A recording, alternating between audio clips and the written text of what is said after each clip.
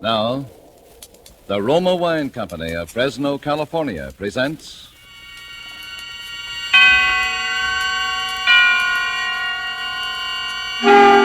Suspense.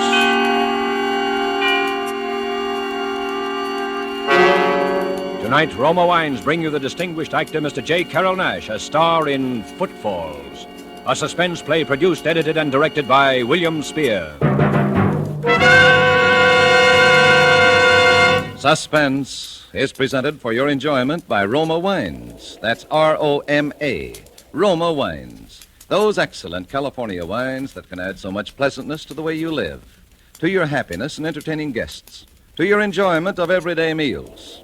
Yes, right now a glassful would be very pleasant as Roma Wines bring you a remarkable tale of suspense. And with the drama called Footfalls and with the performance of Mr. J. Carroll Nash, Roma Wines hope indeed to keep you in suspense.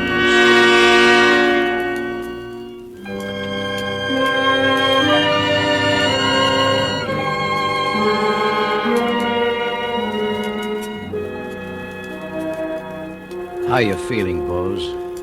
Good, Charlie. I feel good for a man who is going to die. Oh, don't be silly. What do you want to talk that way for? Oh, it is true. I know. But I do not feel bad. I asked you to come here only because I feel like talking a little while. You mind if I talk a little while, Charlie? Sure. You talk as much as you want to. Charlie Rugg. All these years a cop, but a good cop and a good friend. You know I'm your friend, Bose. Yes, I know it. All these years I knew it. All those years when I keep silent, waiting to kill a man.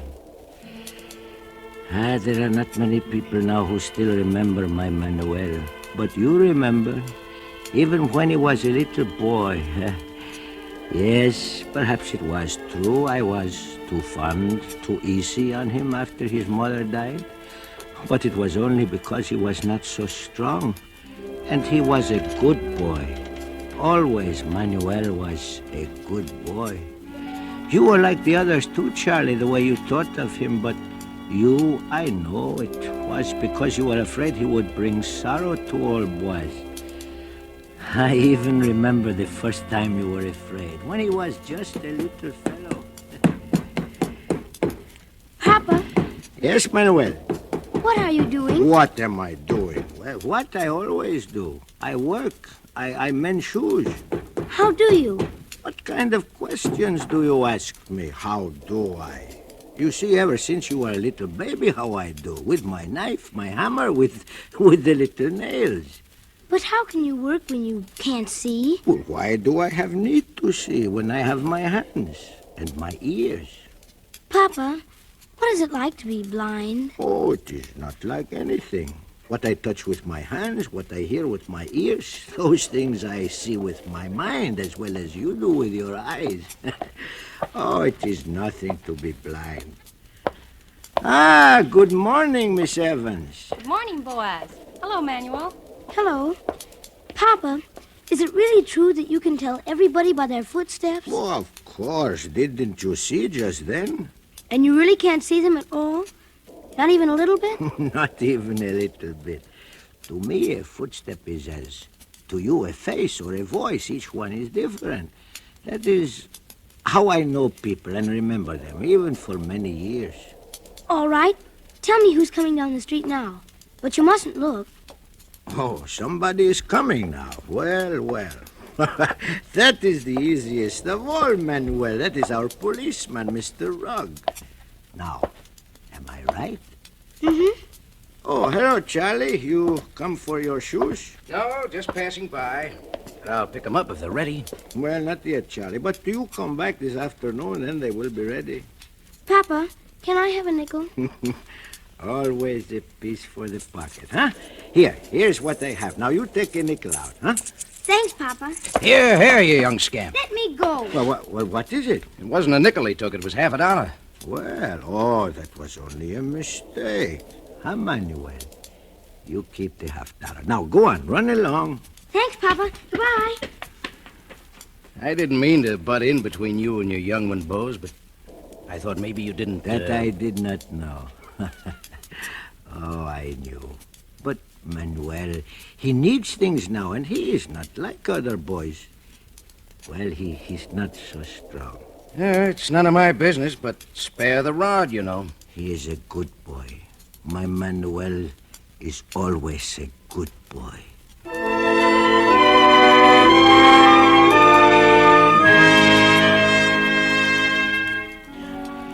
So it was like that through the years, a quiet life, my work, my shop, my house behind the shop, a quiet life until that day he came. My Manuel, he was a big boy now, almost a man. Still, he was not strong. I remember that day, it was evening, and Manuel had just come into the shop. I knew what he wanted. Hello, Pop. Oh, hello, Manuel. Well, have a good day today? Sure, pretty good. So, well, what were you doing today? Oh, just walking around and thinking. Thinking, Thinking about what? Just about people and things. They pay much for that kind of work, Manuel? You want me to get a job, Pop? Oh, Manuel, no. You do that when you want to. To work is good, but to think is good, too. You're a swell guy, Pop. Well, now, maybe a piece for the pocket, huh? Well... $5, 10 maybe? If it's all right. Sure. Here you are. Huh? There's a stranger coming down our street. You hear? Not the way you do, Pop. Why, he's stopping at our door, I think. Well, I think I'll be going, Pop. Yes, Manuel. Good night. Good night, Pop.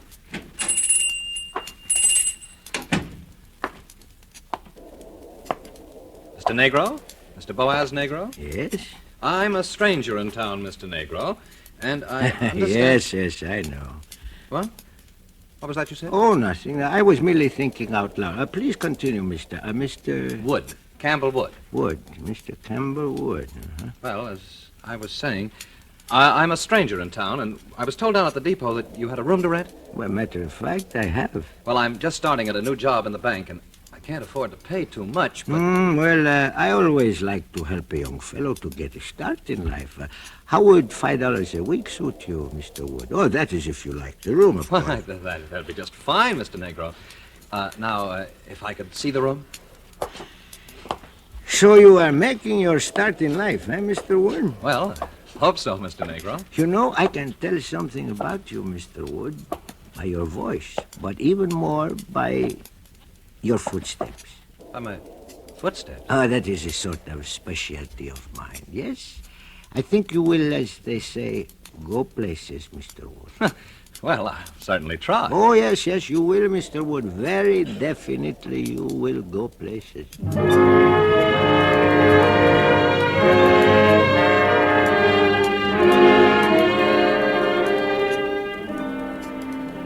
Yes, and I was right.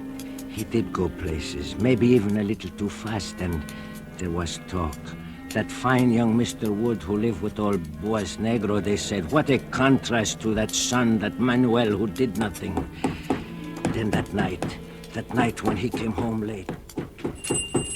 Oh, good evening, Mr. Wood. You are out rather late tonight. Yes, I had to attend a special Board of Trade meeting. And you're up rather late tonight yourself. Yes, I had to attend to my special shoes. Mr. Boaz, I'd like to speak to you. Well, do you need my permission? Well, this affair is none of my business. Well, go on.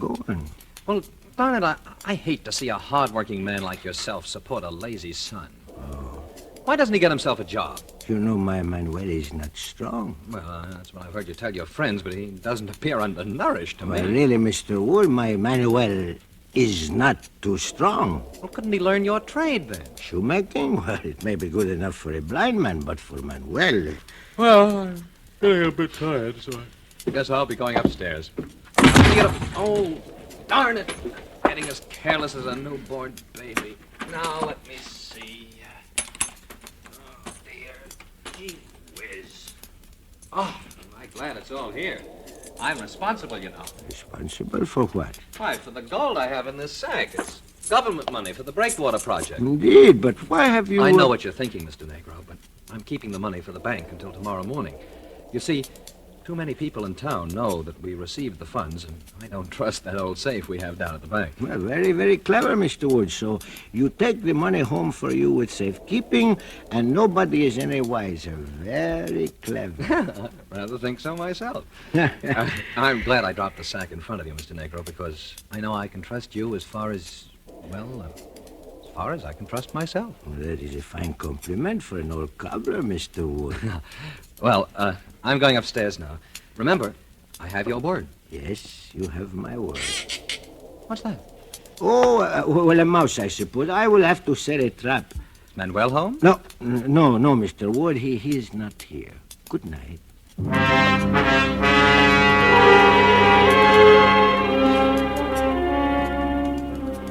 That was the first time I was frightened. That was the first time I ever thought of such a thing. Manuel was home, and he has heard everything I thought. Manuel has heard the tinkle of gold. The tinkle of gold. Manuel. Yes, Pop? Did you hear, my boy? Yes, I heard, Pop. You won't say anything. Why should I? You are a good boy, Manuel. Are you short of money? Perhaps $10? Thanks, Pop, but I don't need it now. Well, are you sure, Manuel? A $5 or a $10? Not now, Pop. Some other time, huh? Sure, Pop. Sure, some other time. Some other time. My Manuel was a good boy. Yes, but I wished he did not know about the money. I tried to return to my work, but I could not. And suddenly I knew that I was listening. First I heard footsteps there in the house behind the shop. The footsteps prowling here and there, halting, advancing again. Then others pacing back and forth, back and forth. A door opened. A voice. Casino again, Rummy? Sure, why not? The steps again. The door closing. And then silence. Oh, how I wished to know what that silence meant. And yet, though I wished to know stronger in me than that, I wished not to know. It was cold, and I pulled my old coat around me, still listening to the silence. A little later, I thought I heard a little sound like the rustling of the wind outside my shop. But I could not tell. And then, perhaps I dozed there in my chair. Smoke! Yes! There's fire in my house! Fire! Help! Fire! Fire! Fire!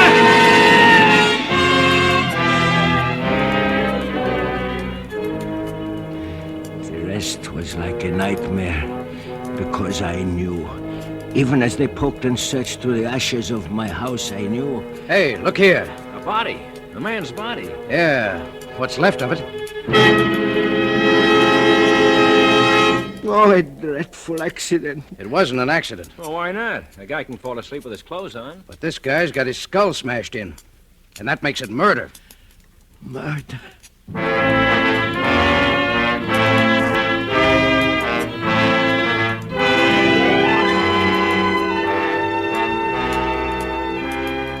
For Suspense, Roma Wines are bringing you a star, Mr. J. Carroll Nash, whom you've heard in the first act of Footfalls by Wilbur Daniel Steele, which is Roma Wines' presentation tonight of Suspense.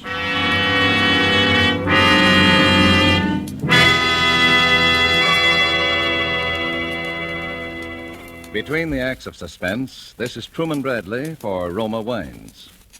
Elsa Maxwell's ideas on gracious entertaining are followed by women all over America. The other day, she said this about Roma wine.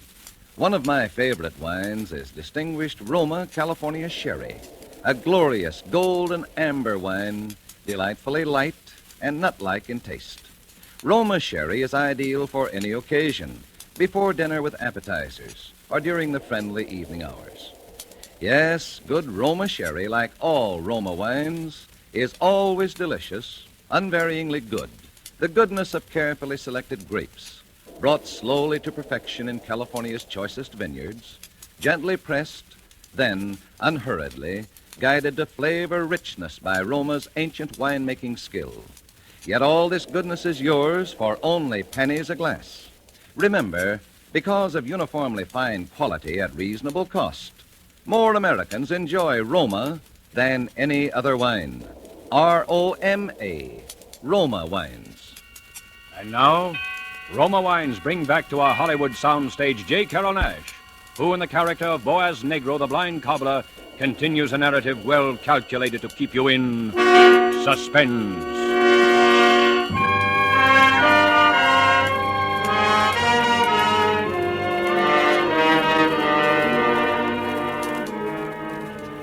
It is very kind of you to listen, Charlie.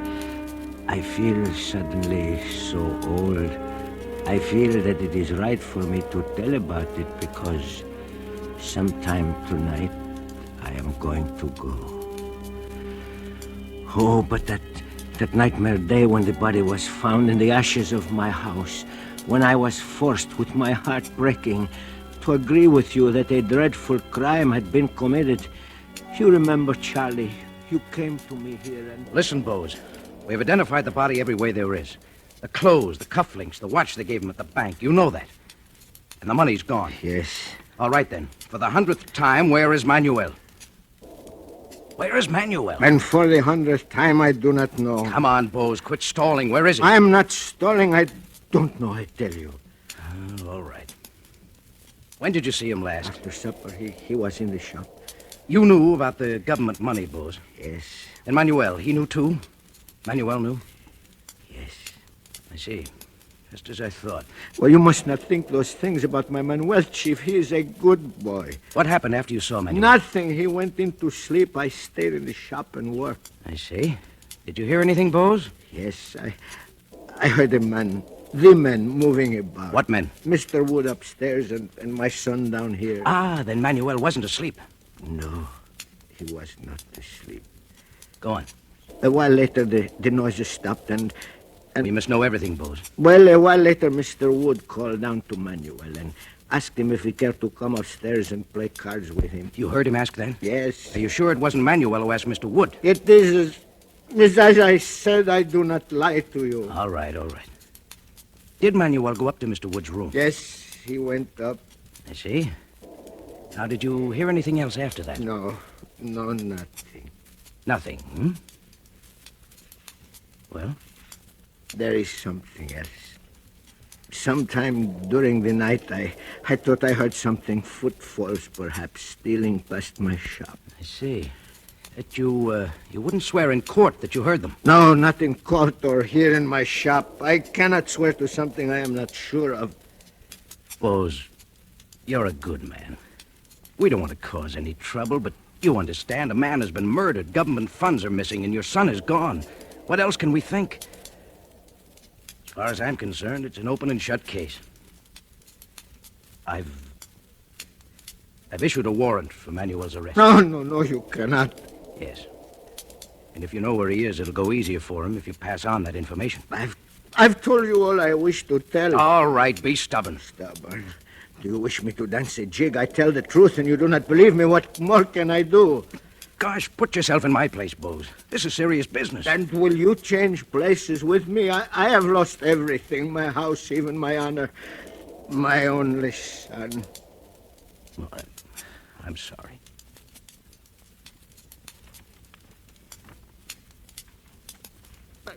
Someday that murderer will return to the place of his crime, and when he does, I shall be waiting for him. Yes, then I will show you, for I shall be waiting for him.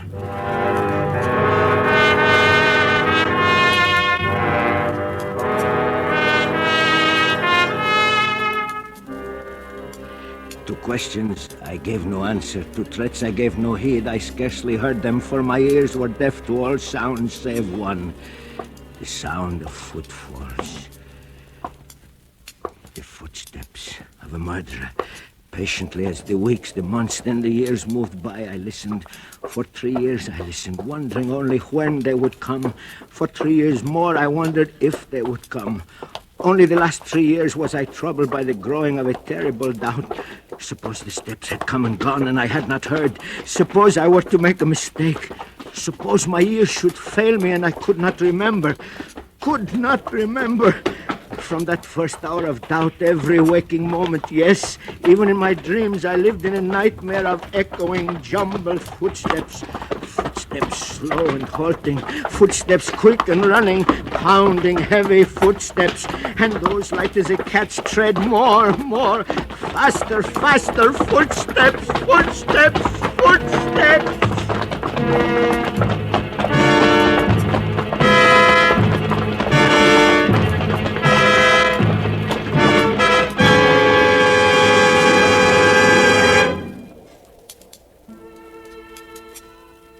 It was the evening of the winter holidays, the Portuguese festival of Menun Jesu.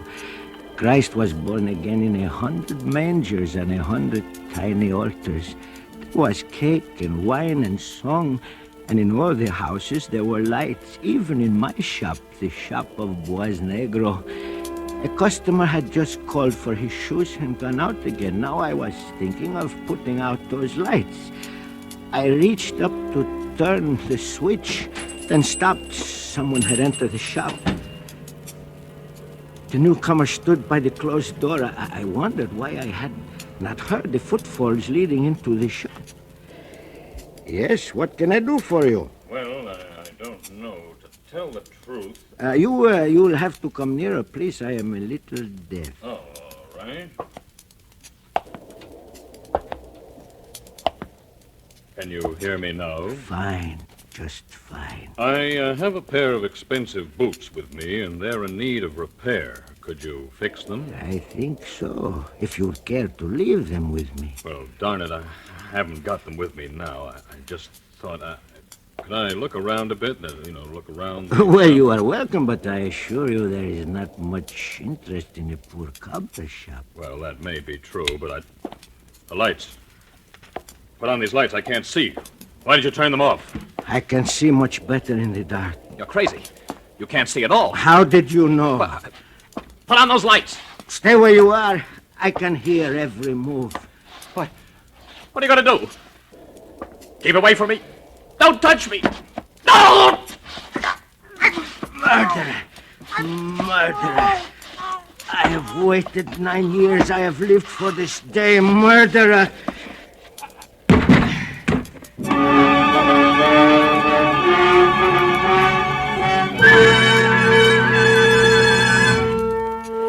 Then as he died, suddenly I realized this man that I had killed has a beard. A full beard over his face, over his throat where my fingers strangled him. Could have been wrong, but no, the footsteps I was certain of. Then perhaps others would not know him for who he was. If suddenly I knew what I must do. That his last cries had been heard, I knew, for I could hear the crowd gathering outside my locked door. But I set about my task as carefully as though he had been alive. With a sure, unhurried touch, I continued at my work, even as you battered at the door. All right, stand back, all of you. Stand back. there now. Come on, Martin. Yeah, all right. Lord only knows what we will find in here. Bose! Dark as pitch. Bose, where are you? Put on the lights, Martin. I can't find... Oh, here it is, Chief. Yeah, that's much better. Bose! Bose, what are you doing there on the floor? Bose, you all right? Chief, he's shaving someone. Bose, what are you doing there? It's all right, Charlie. I'm through. I'm through. Now, tell me, is it that murderer? This guy on the floor is dead, Chief. Strangled. Tell me, is it that murderer? Manuel, Bose? You mean Manuel? Not Manuel. I told you my Manuel was a good boy. But I ask you, is it that murderer? Well, good Lord. What's up, Chief? That man on the floor. It's Campbell Wood. The bank fellow we thought was burned. Burned? Him burned? No, it was my boy that was burned. That murderer killed my boy. He put his clothes on him and set fire to my house. I knew that all the time. Why didn't you tell us all this before? And have you laugh in my face? Could I tell you that I thought those footfalls moving along the side of the shop belonged to Mr. Wood? A blind man with crazy ideas, you would say. Could I stop him and ask where he was going? If I were not blind, he would have killed me too. No, it was not my son that ran away. It was this murderer all the time. But I told you he'd come back. And I killed him. I showed you. Now you can hang me for my crime.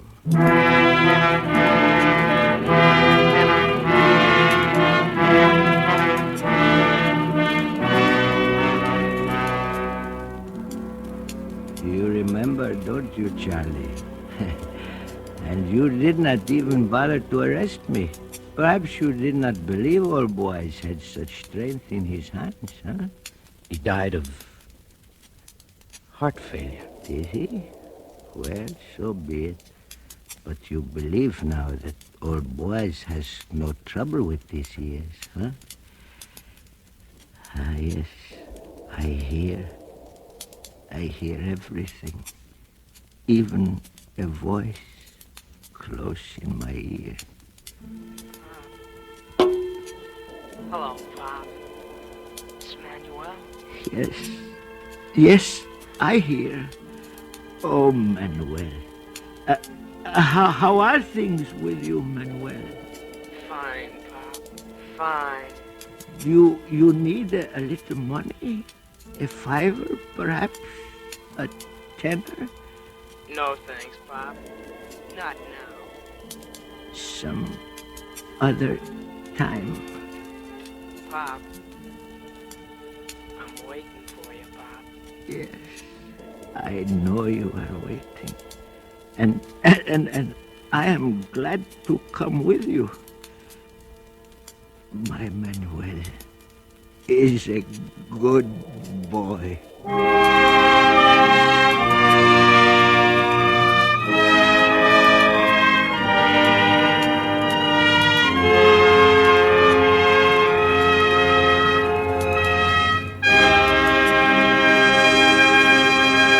And so closes Footfalls, in which Roma Wines have brought you J. Carrol Naish as star of tonight's study in Suspense.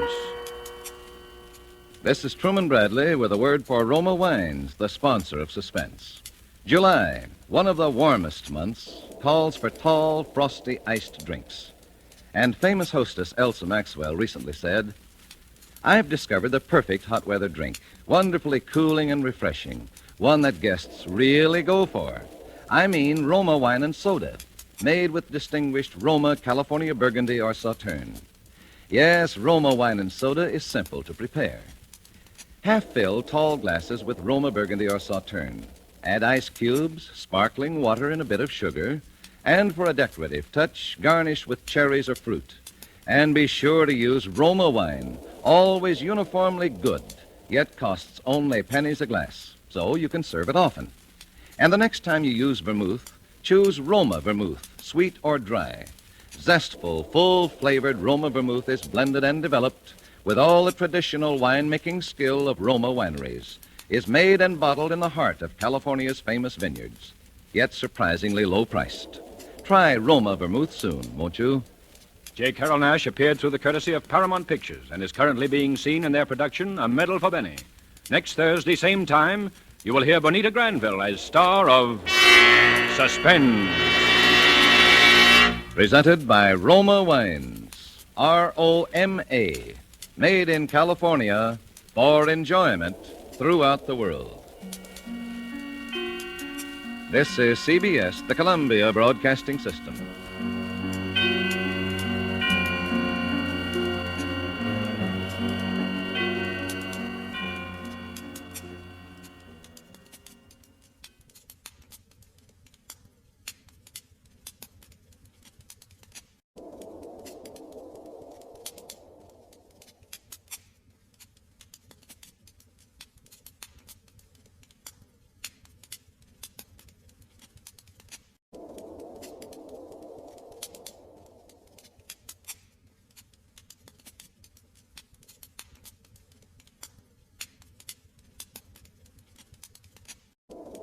Now, The Roma Wine Company of Fresno, California presents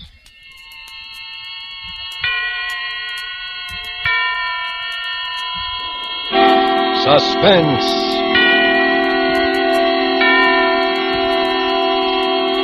Tonight, Roma Wines bring you Miss Myrna Loy, a star of Library Book, a suspense play produced, edited, and directed for Roma Wines by William Spear.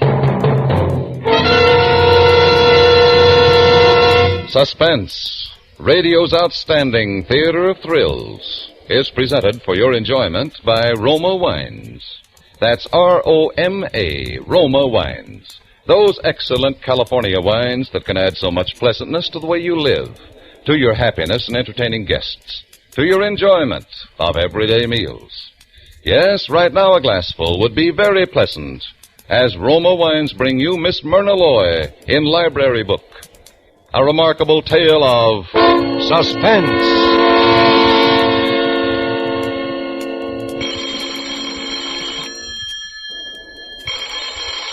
I'll get it, Maggie. Public Library, Hillcrest Branch. Miss Roberts speaking. No, I'm sorry. We do not carry the racing form. We do not carry even the current racing form, much less those published in 1925. I know nothing whatever of man-of-war's activities.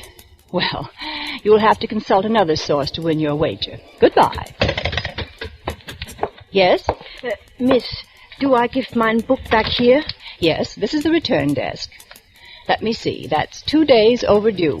You owe 4 cents, Mrs. Rudnick. It's a lot of reading. My daughter read it to me nights. Here's the 4 cents, miss. Thank you. Oh, it was a grand book, though. Really grand. Gone with the wind, I suppose. I personally very seldom read bestsellers. It surely is romantic. I wonder, miss, do you know what happens on page 931? Page 931? Yes, we don't know to this day whether Scarlett, she goes to Melon's party for Ashley, or page 931 and 932 are missing. So we were wondering if... Missing? Good heavens, let me see. We'd just give anything to know if Scarlett went to the party. One moment, Mrs. Rudnick. Huh? The pages are missing. One leaf has been torn or cut from this book. This is vandalism. It's what? A page has been deliberately ripped out. Oh. I'll have to ask you for your reader's card. But we didn't do it. One moment, please. Miss Hughes. Yeah? Miss Hughes, will you please look up the list price of this book, Gone with the Wind? Yeah, sure. Just a second. You see, Mrs. Rudnick, you will have to pay the cost of the book or lose all library privileges until you do. Oh, but please, miss, we didn't do it. It's $1.49, Prudence. I don't pay no $1.49, because I didn't do it. How'd you find out about the damage, Prudence? Mrs. Rudnick called my attention to it, fortunately. Oh. Well, if she tore out the page, she wouldn't have told you. No. You see, miss? But the rules... Oh, relax, Prudence. Well... Very well, Mrs. Rudnick. I'll investigate further. In the meantime, you may continue to use your card. Oh, thank you, miss. Thank you so much, and goodbye. Goodbye. Maggie, why must you interfere like that? You know the rules perfectly well. Yeah, sure, but they don't make sense. That's not for us to say. She should have reported before she took the book out. Well, now that's silly. How could you report the page was torn out before she read the book? Well, maybe you're right. I don't know why you raise such a dust about it anyhow. Because if I don't find out who did tear the book, I'll have to pay. And I don't want to spend $1.49 on a bestseller. Hey. Take care of that boy, Maggie. Okay. What'll it be? These here. You want to take these out? All of them? Sure. Here's my card. Oh. Tarzan of the Apes, Tarzan Triumphant, Tarzan and the Leopard Men, Tarzan and the Forbidden City, Tarzan the Invincible, Tarzan... Morning Becomes Electra. Yeah, I'm making a radio, a walkie-talkie. Oh, look, I haven't read this myself, but I don't think it's going to help you. No? It says Electra. Yeah, well, anyway, you got one too many books. Okay, I'll take the electric book out when I bring these back. I'll bring them back tomorrow, so save it. 5 books, and he'll bring them back tomorrow. Did you get that, Prudence? 5 books, and the kids... Prudence, what are you doing? It's very strange. It's really very strange. Are you still mooning over that missing page? In Gone with the Wind? Yes. You know, whoever ripped that page out also underlined words on the following page, page 933. Yeah? What kind of words? Oh, they don't seem to mean anything. Words like anyone, merrily, hardly. They've been underlined by little scratches in the paper. Oh. Well, maybe somebody was cutting out cookies on top of the book. Come on, huh? It's past closing time. I've got to find out what's on page 931. Well, I can buy a copy of this book on my way home, and I will. Buy it? I thought you wouldn't spend dough on a bestseller. Well, I shouldn't. But this annoys me. It's vandalism. And besides, I have an odd feeling, a feeling that something's wrong. Yes, I have a definite premonition.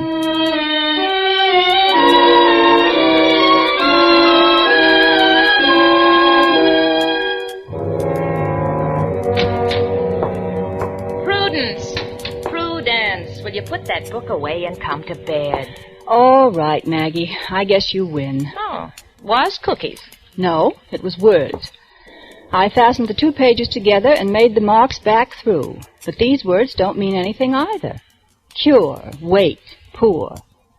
I think they were cut out of the book because the marks are above and below each word. Sure, that's kid stuff. You know, cut out words and paste them to write a letter. Cut them out? Well, of course. Let's see. There's poor, your, 50, instructions, her, Melanie. Oh, Melanie. That was Olivia de Havilland in the picture. Really? I wouldn't know. Now, I'll start with the word 50. It's an adjective and must modify something. Oh, natch. 50 health. No. 50 instructions. Could be, but it's awkward. 50 grand. Well, it's slang, but it does mean something. I'll tell the world 50 grand means something. Now, a noun must be followed by a verb. 50 grand to wait. Or to cure. I'll try that. 50 grand to cure. That's a plenty expensive cure, that. Now, her. 50 grand to cure her. Her. Melanie. A girl's name. Melanie, why, yes. All the other words pair off perfectly now. Your Melanie, poor health, wait, instructions. 50 grand to cure her. That's it, Maggie. The words couldn't possibly go in any other order. Yeah. So, now you've solved the puzzle, let's get to bed. Well, all right. I suppose I have to wait until the morning to call the police. The police?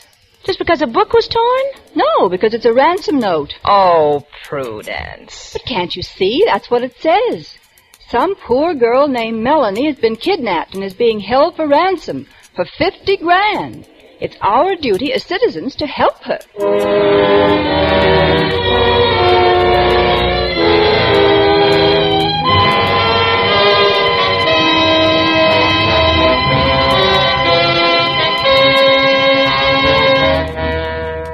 For Suspense, Roma Wines are bringing you as star Miss Myrna Loy in Library Book by Cornell Woolrich.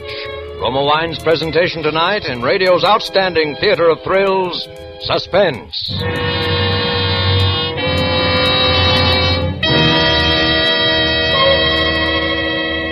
Between the acts of Suspense, this is Truman Bradley for Roma Wines. Elsa Maxwell, the noted hostess, says, "Every woman knows men love good home cooking, simple dishes cooked well, like beef with pan-browned potatoes, a rich stew piping hot, a spaghetti with a lively sauce. And here's a secret to really make simple food more tempting, more enjoyable. Serve cool Roma California Burgundy. So delightful, so delicious, so distinguished.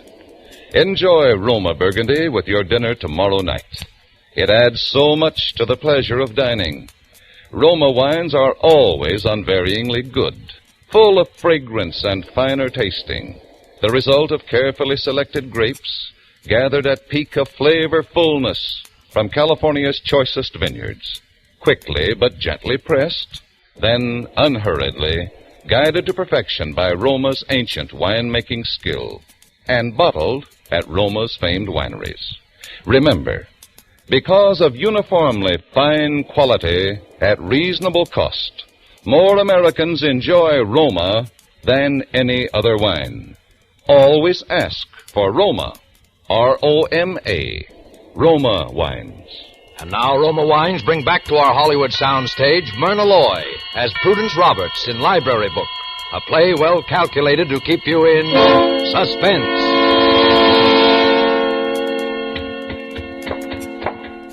Miss Roberts, I'm sorry I couldn't get here till this late. I'm Lieutenant Murphy from headquarters. Oh, you're a detective? Well, that's what my paycheck says, ma'am. Oh, well, of course, you're not in uniform. But come over here behind my desk. I want to show you something. Yes, ma'am. Has anyone been kidnapped lately? Huh? What? Anyone named Melanie? Do you know? Why? Well, this book came back to the library damaged, and I deciphered a kidnap message from the damaged page. See? Read it. You deciphered this note? You're laughing at me. I want to do my duty, and you laugh. Oh, no, ma'am. No, ma'am. We'll check on... Well, say, what do you know? Yes? What is it? Oh, nothing, miss. You took your glasses off, that's all. What'd you say your name was again, miss? My name is Miss Prudence Roberts. What has that got to do with this? Well, we have to know the source of our information. Yeah, this does look like a ransom note now that I look at it. Of course it does. But we haven't any case on deck right now that this could possibly fit into. I never heard of a ransom note without a kidnap case. Oh, you haven't. Very well. I'm sorry I bothered you. We have to close the library now, so good evening. Just a minute, miss. What are you going to do? I'm going to find out who damaged this book. Do you see this card? These are all the people who have taken the book out. 6 altogether. Mm-hmm. Lucille Baumgarten, August Beasley, Walter Evans, Well, Jeanette that's Craig. fine, miss. Look, maybe I could drop around and see how you're making out. Tomorrow? No, I wouldn't inconvenience you. You needn't bother. Gee, miss, you talk such good English. I try to. Well, look, could I see you home? It's pretty late, you know. I feel quite safe, thank you. The worst that ever happened to me was one night when a vulgar masher spoke to me. He said, "Hi, Toots." Imagine. Oh. Did you have your glasses on? Why, come to think of it, that was the time I'd left them to be repaired. How very peculiar. Yeah. Say, miss, how would you like to see a picture tonight with me, huh? I wouldn't think of going out with someone I've met only once, Lieutenant. Oh, yeah. I guess you wouldn't. And besides, because the police of this city are obviously so inefficient, I have a great deal of work to do. Yes, Lieutenant Murphy, I'm going to be very busy tonight.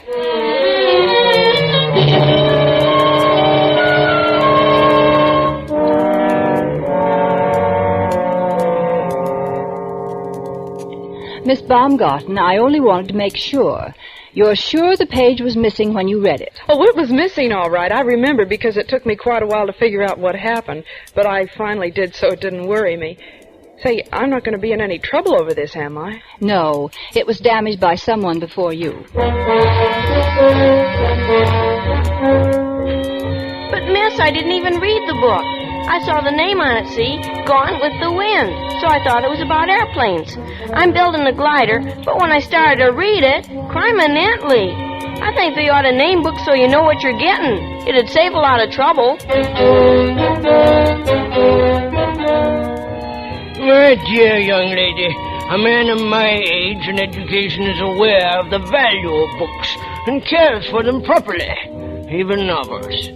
Yes, I remember that page was missing. Obviously ripped out, an act of wanton destruction. Shocking.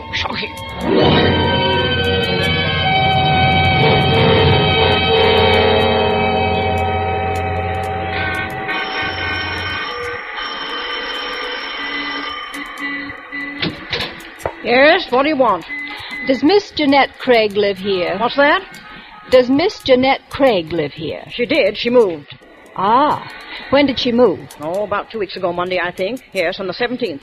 But she returned this book on the 18th. That book? Oh, no, I was the one that returned that for her. I was cleaning out a room and I found it. Well, I work in the public library, and this book was damaged. I wanted to speak to Miss Craig about it. Oh, well, all I know is that she didn't expect to go when she did. Her room still paid for her, and she left most of her things. Ah. Someone took sick and sent for her, they said. They called for her late one night, and off she went in a rush with 2 men. But if she left her belongings, she'll be coming back for them. Well, I guess she will, or she'll send for them. When did you say her room would be available? Her room? Yes, I'm thinking of moving, and I like this neighborhood, and I thought... Oh, well, come right in and I'll show it to you. Now, it's real nice, first floor. Careful, it's dark in these halls. I'm used to it, and I can roam around with my eyes shut and still find my way. Now, this was her room. Come in. It's real nice in the daytime. Is the closet good and deep? Well, go ahead and look. That's her things in there, and some real nice things, too. I don't see how they do it, being a nightclub dancer. Yes, lovely things. Huh. Funny. This monogram is MS, and on this bag, too. Those aren't her initials. Oh, you know how it is. These girls lend each other their clothes. Probably belongs to a friend of hers. Did you ever hear her mention Melanie? Oh, no, we don't allow any eating in the rooms. Well, I'll take it, but I have a roommate. That's all right with me. Fine. I'll get her and we'll move in tonight. Tonight? Well, all right. I'll move Miss Craig's things into my room then. Oh, no. Leave them right here. I mean, you don't have to bother. We'll have plenty of space. The closet is so large. No, just as you say. And anyway, I want to know when someone comes for her things because I do want to find out where Miss Craig is. You see, I'm terribly anxious about the book. I really am.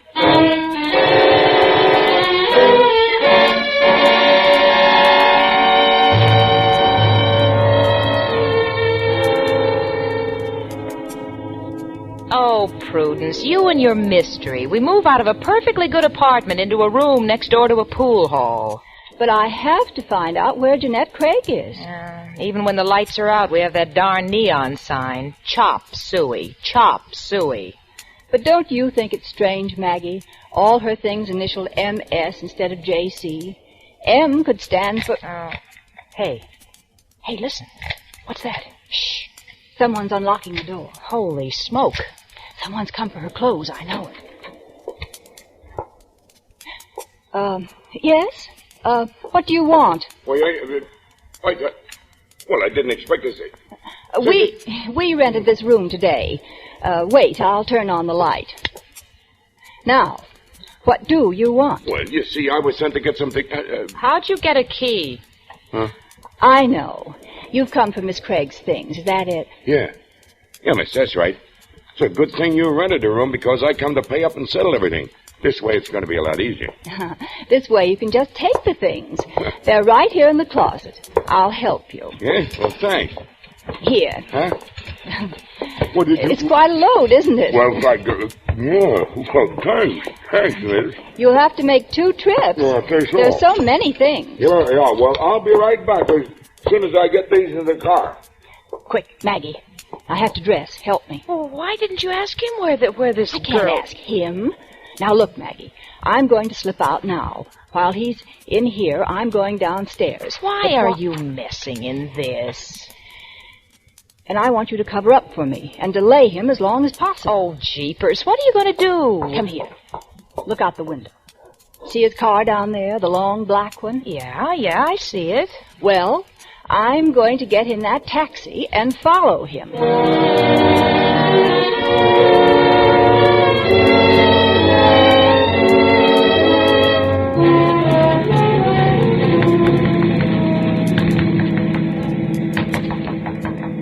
Driver, he's awfully far ahead. Lady, I know this game backwards. It's been 20 miles and I haven't lost him yet. Keep close watch. He may turn off in an effort to evade us. I'll see him. Hey, what's the matter? He move out on you, huh? Well, I don't blame you for being sore. But, lady, there's all kinds of angles. I beg your pardon. For instance, I notice you wear glasses. Now, there's a saying. Men never make passes at girls who wear... Please, will you confine yourself to your driving? Okay. Hey, look, he turned. Oh, hurry. Why? We're way out in the country. Oh, you said it. He's turning off again, up ahead. Probably a driveway. Pull up at the entrance. Okay. Well, this must be it. There's a house, and there's the car. Oh, what a lonely-looking place. Yeah. Now what? Well, you wait here, driver. 1 minute, lady. The time has come to tell you I got you clocked at $7.85. That much?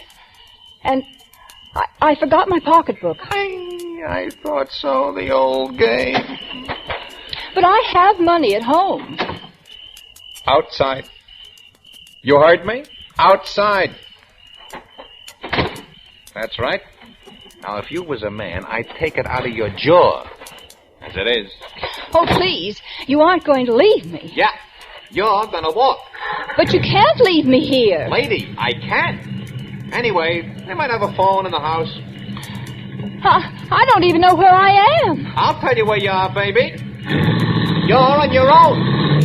Oh, to think anyone could be so... I'll report you.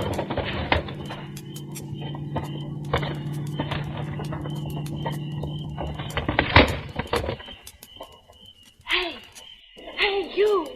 What? Oh, good heavens. Quick, come closer, please. All right. Oh, please, take me away from here. Please help me get away from here. Who are you? Melanie Stevenson. They won't let me go. I think they're going to kill me. Melanie? Ah. But where is Miss Craig? I'm Miss Craig. Oh, please, I'll tell you later, but get me out of here. Well, can you climb through and drop from the sill? No, I'm chained to the bed. Oh, please, hurry, bring someone back with you. That's the only way I can get out of here. All right. I'll run back and phone Lieutenant Murphy, and the police will... Oh, no, they won't. Come in, Toots, and stay a while. But you see, Oh, hello. So we meet again. So you had a nice long ride following me, huh? Get in. Oh, but you can't... Now, don't be bashful. You ain't going nowhere else from here. Not even to phone your friend, Lieutenant Murphy. You've reached the end of the road, babe. Positively the end of the road.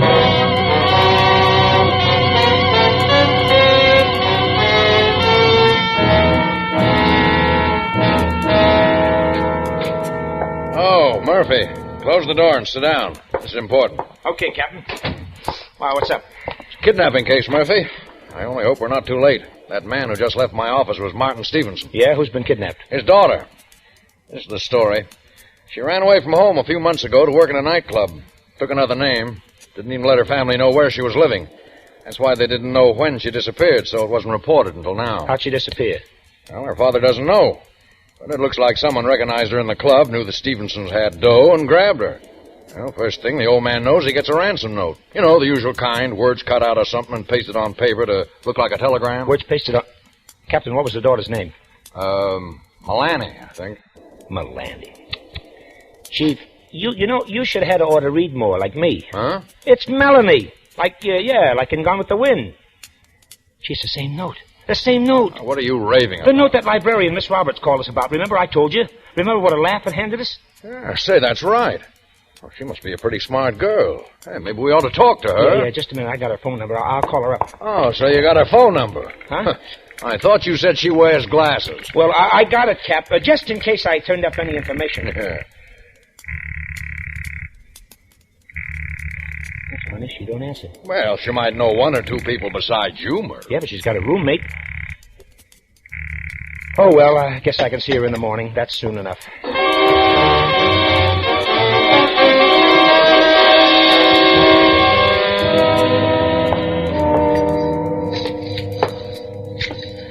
Prudence, they're going to kill us. I know it. They're sure you already went to the police. They're desperate. Maybe tonight they'll do it.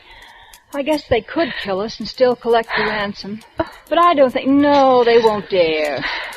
What are you doing? Still trying to get this chain off my wrist. If I could open the padlock... Oh, darn if you'd only moved away from the window sooner. Hey. What's that? Someone on the stairs. They're carrying something up. Listen. Have you got enough, Duke? You want to pour a lot on the stairs? A lot of what? Plenty. I got plenty. What's that smell, Prudence? It's like... Gasoline. Oh, no. Oh, they couldn't do that. Come on, Duke. Get in the car. I got to start. Oh, they're going to burn us alive. Shh. I want to hear. Be right with you as soon as I give Meech a clip in the head. Why worry? The smoke will get him. Come on. Oh, I'm soft-hearted. Won't take a minute. Oh, Prudence. Shh. Get under the bed, quick. That's right, way back. Now, don't make a sound. Okay, Duke, step on it. All right, ladies, where are you? Oh, I don't need a light to find you. You're so attached to that bed. Come on, where are you? So you're being cute. Well, that ain't going to help any because trip me up, you little... Bully, you unutterable bully. This is a good, strong shoe, and I'm going to... Trying to hit two helpless girls. Prudence, the fire, look. Oh, I'm getting out of here. Just have it your way, babe. Just have it your way. Melanie, will you stop that awful noise? I don't want to die like this. I don't want to die like Well, neither do I, but I have my dignity. Help! Hush. Please, hush. I want to see what they do. What difference does it make they're leaving? Yes, they're in the car, but a car's pulling up in front. Melanie, 2 cars. They've come. They've found us. The police. Lieutenant Murphy and 2 Carlos. Listen. That's it, Lieutenant. That's the way. Jump! They've caught both of them, Eddie and Duke. It's wonderful. Lieutenant Murphy and Maggie's with him. That's how we knew. Come on, jump, Miss Roberts! We can't jump, Lieutenant. We're chained to the bed. He's coming up. Oh, but can he get through? The stairs are full of smoke. Can he get through, Lieutenant Murphy? Listen, fire won't stop him. We're in here. Over here in the corner. Where's the padlock? Right here, between us. Okay, now look, I'm going to smash it with this flashlight, I hope. Turn your faces. There, that does it. It's open. Are you Melanie Stevenson? Yes. Yeah, now look, you're going to have to jump. They'll break your fall. They got a net down Oh, I can't. I'm afraid. Your father's down there. Father? Yeah, now come on, that's the girl. Up on the ledge. I'm afraid. That's right. Now don't let the fire confuse you. Right. Just push off. That's it. Okay. Did they catch her? Yeah, sure. Now, next. All right. You're not afraid, are you, Miss Roberts? Afraid? No? Really, Lieutenant Murphy? Why would I? Why could I? Miss Roberts. Prudence. Oh, well, what do you know? After all this, she faints.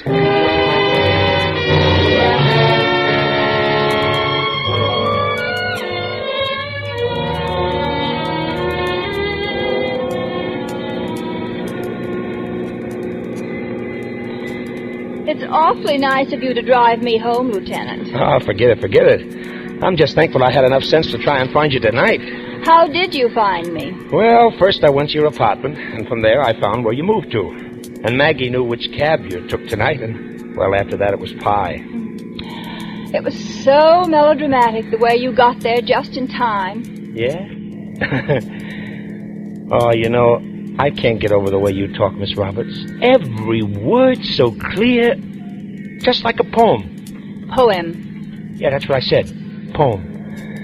Oh, I certainly hope I'm going to see you some now that the excitement's over. Well, Look, there's a real highbrow picture showing right near your place.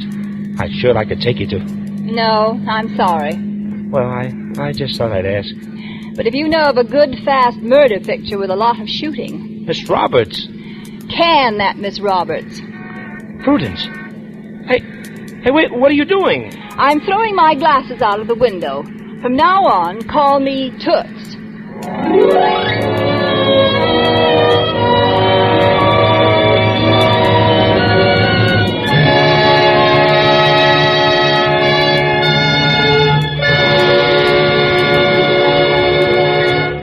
Roma Wines have brought you Myrna Loy as star of Library Book, tonight's study in Suspense. This is Truman Bradley for Roma Wines, the sponsor of Suspense. With family and friends dropping in more and more, with more frequent entertaining at home, here's a tip from famed hostess Elsa Maxwell. She says, I always welcome friends and guests with Roma California Sherry served cool. There is nothing so friendly, so heartwarming as delicious, glorious golden amber Roma Sherry. Rich in natural fragrance and nutty, mellow taste. The perfect first call for dinner. Most enjoyable later in the evening, too. Easier to serve than tea or coffee. Yes, friends. Because of Roma's goodness, smart hostesses and thrifty housewives from Malibu to Main Street prefer Roma to any other wine. Enjoy Roma regularly. For better cocktails, use full-flavored Roma vermouth, made and bottled in California, yet surprisingly low-priced. Try Roma vermouth soon, won't you? Miss Myrna Loy will soon be seen in the Jack Skirball Bruce Manning production, A Genius in the Family. Next Thursday, you will hear Clifton Webb as star of Suspense, radio's outstanding theater of thrills. Presented by Roma Wines, R-O-M-A, made in California for enjoyment throughout the world. This is CBS, the Columbia Broadcasting System.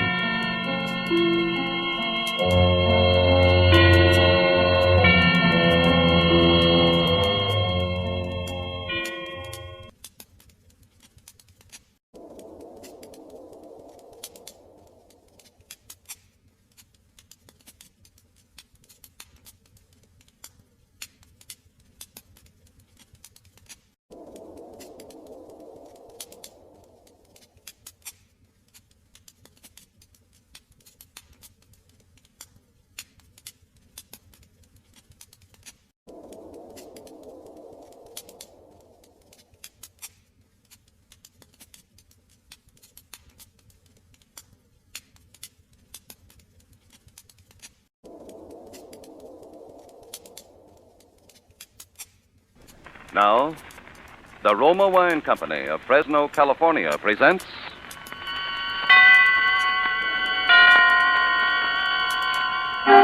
Suspense.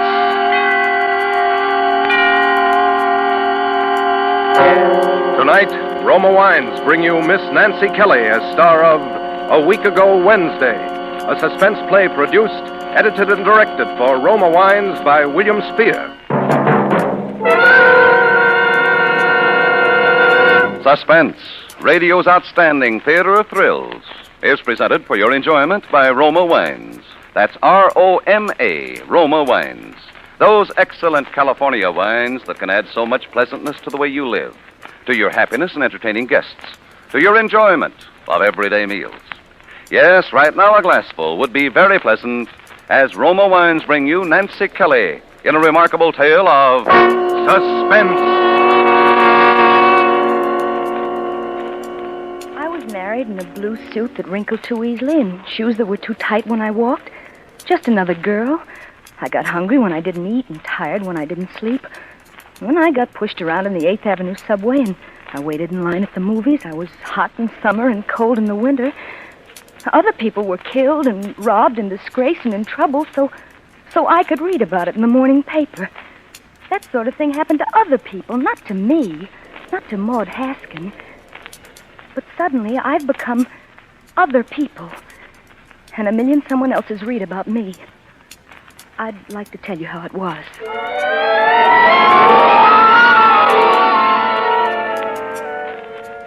Harry and I had quarreled that Wednesday morning. I've tried to remember why, but I can't.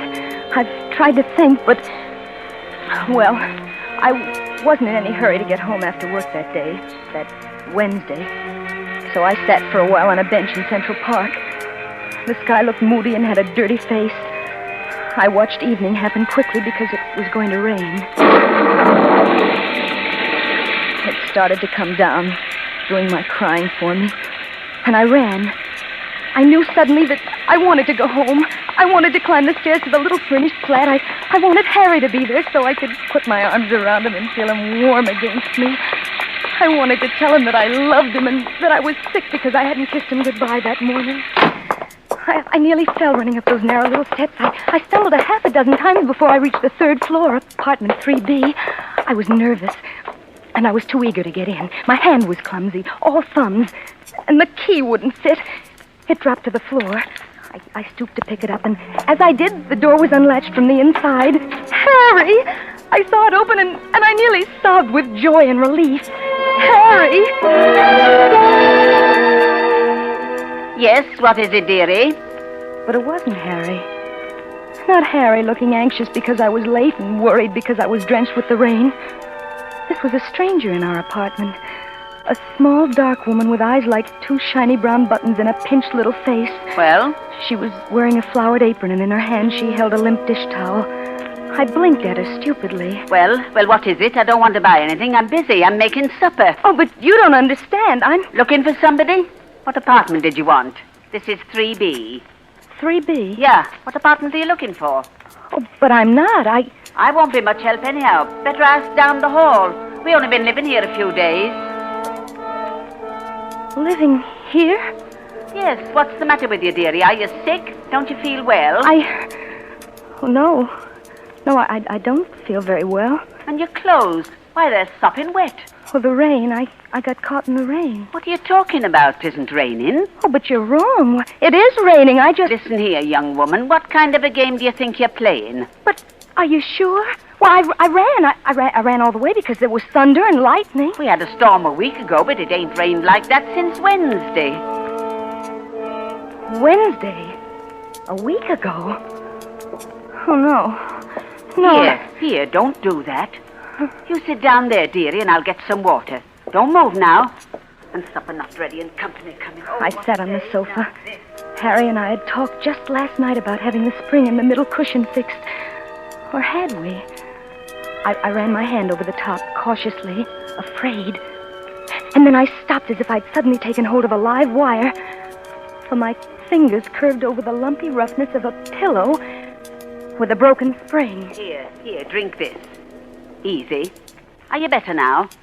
Don't talk, just drink it. Easy. That's it, dearie. Thank you. Over the rim of the glass, she watched me. I sipped the water slowly while my eyes drank in the room. Well, there was that crack at the base of the lamp from the day Harry got his raise.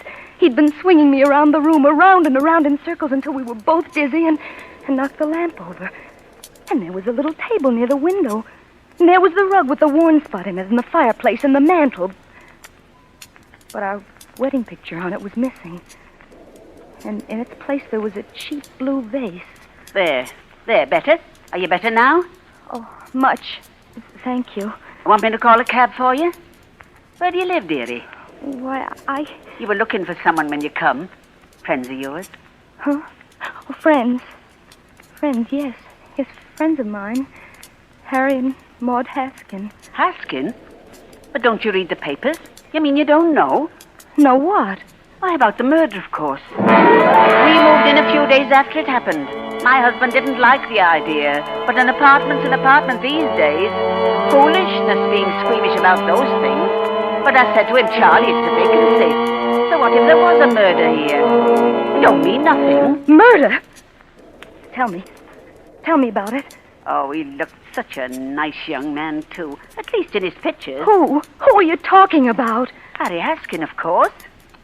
Murder. Harry? Yes, with an ice pick. Horrible. Right in that kitchen. Don't bother me none, but my Charlie won't eat there. Ice pick? Murdered? Isn't it awful? And everybody says they seemed so much in love. And she was so young, they say. What? Did you know them well? Oh, yes. Yes, very well. Must be a shock to you. Can't understand Is it in that paper? May I see it? Sure. Been full of nothing else for almost a week. She was right. Ice pick murderer awaits conviction. The headline screamed out at me. I closed my eyes for a minute to blot it out.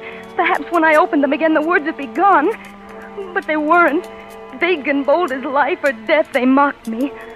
Ice pick murderer awaits conviction. And underneath, the little black letters pieced themselves together to form the words killer, bloody, motive. And then they jumped crazily on the page. Well, there was a picture of Harry. Harry, my husband. I tried to read under it, but I couldn't. Oh, maybe I shouldn't have let you see that. Better sit down again, dearie. No, let me alone. Oh, I'm all right. Let me alone. Sure, all right. After all, I didn't ask. Oh, I'm sorry. You've been very kind. Please, I'm better go.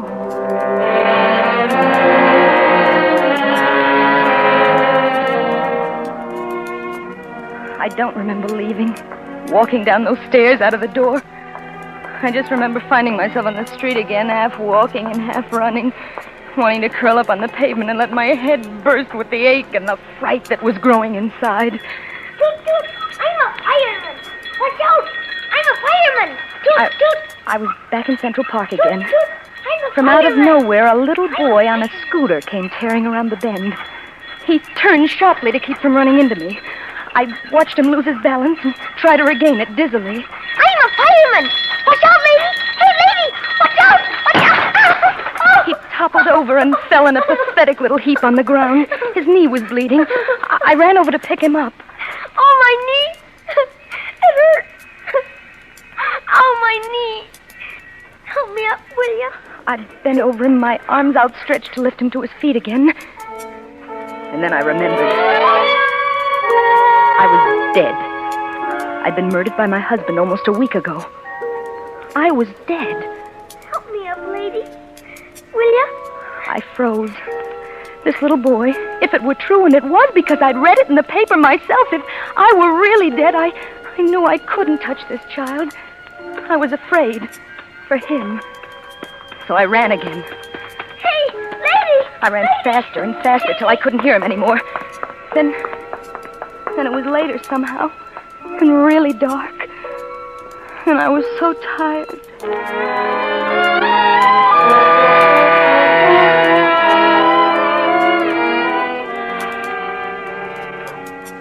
I found myself back on that bench again. The same bench I'd been sitting on earlier that evening. No one was around. I stretched out and tried to sleep. I knew I was awake before I opened my eyes. It smelled like morning, fresh and clean, and I felt the sun soak into me. I thought when I open my eyes, I'll be back in my own bed again. I'll reach out my arm and I'll find Harry there beside me, and everything will be all right when I open my eyes. I did, and it was still Central Park. I sat up stiffly and I smoothed out the wrinkles in my skirt. I wondered where I was going to go or what I was going to do. I tried not to think of Harry, where he was now. Maud, darling. Are you all right? Harry, you! Oh, golly, baby, I've been worried sick about you all night. Where have you been? Honey, I'm sorry about yesterday. Will you come home with me? Home?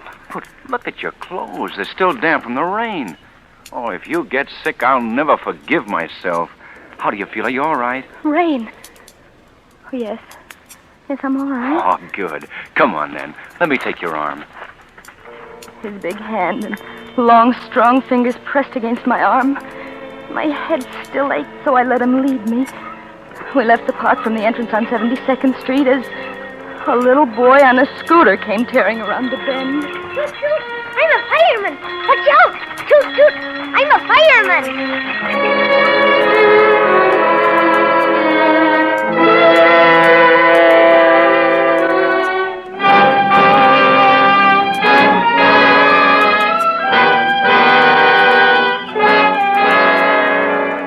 For Suspense, Roma Wines are bringing you as star Miss Nancy Kelly in A Week Ago Wednesday by Winifred Wolfe.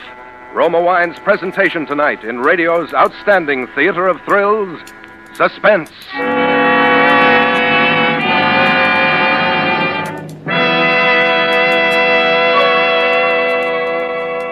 Between the acts of Suspense, this is Truman Bradley for Roma Wines. With the holidays ahead, here's good news to all who enjoy fine Roma wines. To all who serve Roma wines for gracious hospitality and for mealtime pleasure, Roma wines are now featured at new low prices, in plentiful supply, too. Roma California wines offer you full selections: sherry, port, muscatel, or tokay for entertaining, Burgundy or Sauterne for mealtime enjoyment, and champagne to make any happy occasion unforgettable. Each of these fine Roma wines brings you taste luxury at new low prices. So be sure to have plenty of Roma wines on hand. Roma wines are grown from choicest grapes, unhurriedly perfected by age-old skill, bottled at Roma wineries in California's choicest vineyards. Remember, because of uniformly fine quality at low cost, more Americans enjoy Roma than any other wine. Roma wines make perfect gifts, too. So insist on Roma wines for good living and good giving. Roma wines offer you so much for so little. That's Roma, R-O-M-A, Roma wines. And now, Roma Wines bring back to our Hollywood soundstage Miss Nancy Kelly as Maud Haskin in A Week Ago Wednesday, a play well calculated to keep you in suspense.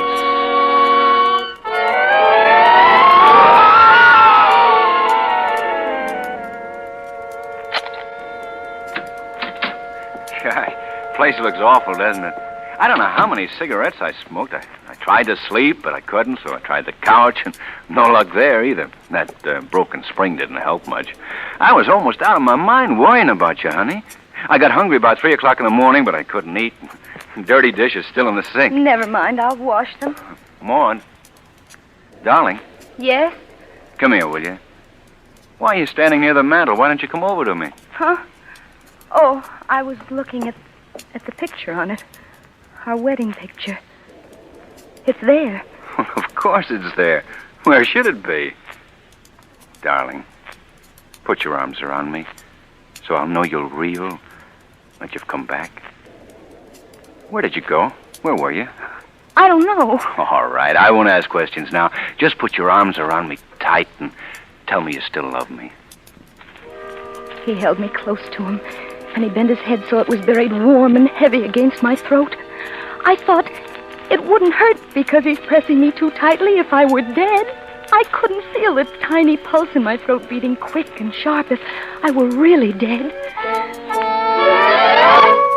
The worn spot on the rug was still there, and the crack in the base of the lamp.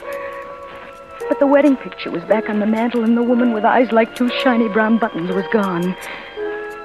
There was just Harry and me.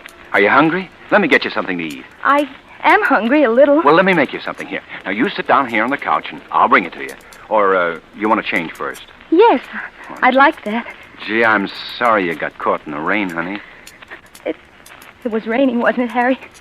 It was raining hard, wasn't it? Raining? I'll say it was. What a It storm. was raining. It was raining hard. Oh, Harry. Oh, Maud, sweet, don't. Oh, please don't. You're home now. We ate breakfast on the little table near the window. He leaned across the table, his large arms resting on the cloth, his eyes steady and serious, watching me. Why was he being so kind? Why should he be so good to me? What were the thoughts behind those eyes, watching me, watching? I love you. Oh, I'm sorry. I didn't mean it dropped. Why, don't worry about it. I'll get the broom, sweep it up. Maud, Yes? don't bother about it now. Come here to me, will you? No. What? I mean, it's glass. I'd better sweep it up. I'll only be a minute. Okay. I went into the kitchen, glad to be alone for a minute, safe for a minute. I knew with a dull, sick realization that I was afraid of my husband, afraid of Harry. Want me to do it for you? No, I can do it. I'll sweep it up. Maud, don't go into work today. Stay home and rest. You don't look well. Oh, but I am. I want to go into work. All right, if you're sure. Anything you want. He was being good to me again. Too good to me. Anything I wanted. Anything. I didn't trust him. He was too kind. His lips moved with honeyed words, but what was on his mind? I love you. Do you? Well, don't you know I do? Of course I do. You'll be home right after work? Yes, Maybe we'll go to a movie or something. Would you like that? we'll see. All right. We'll see.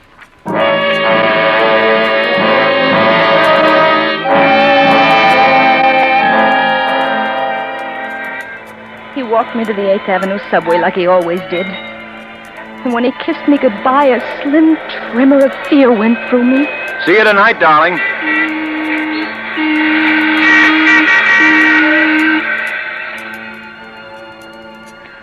I took 3 letters that morning. I typed them automatically, but inside my head, one thought kept repeating.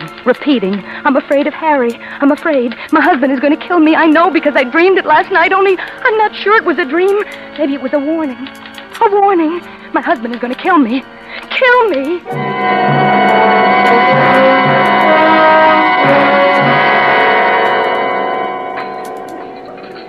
Fry 2, looking at the moon. Wheat down.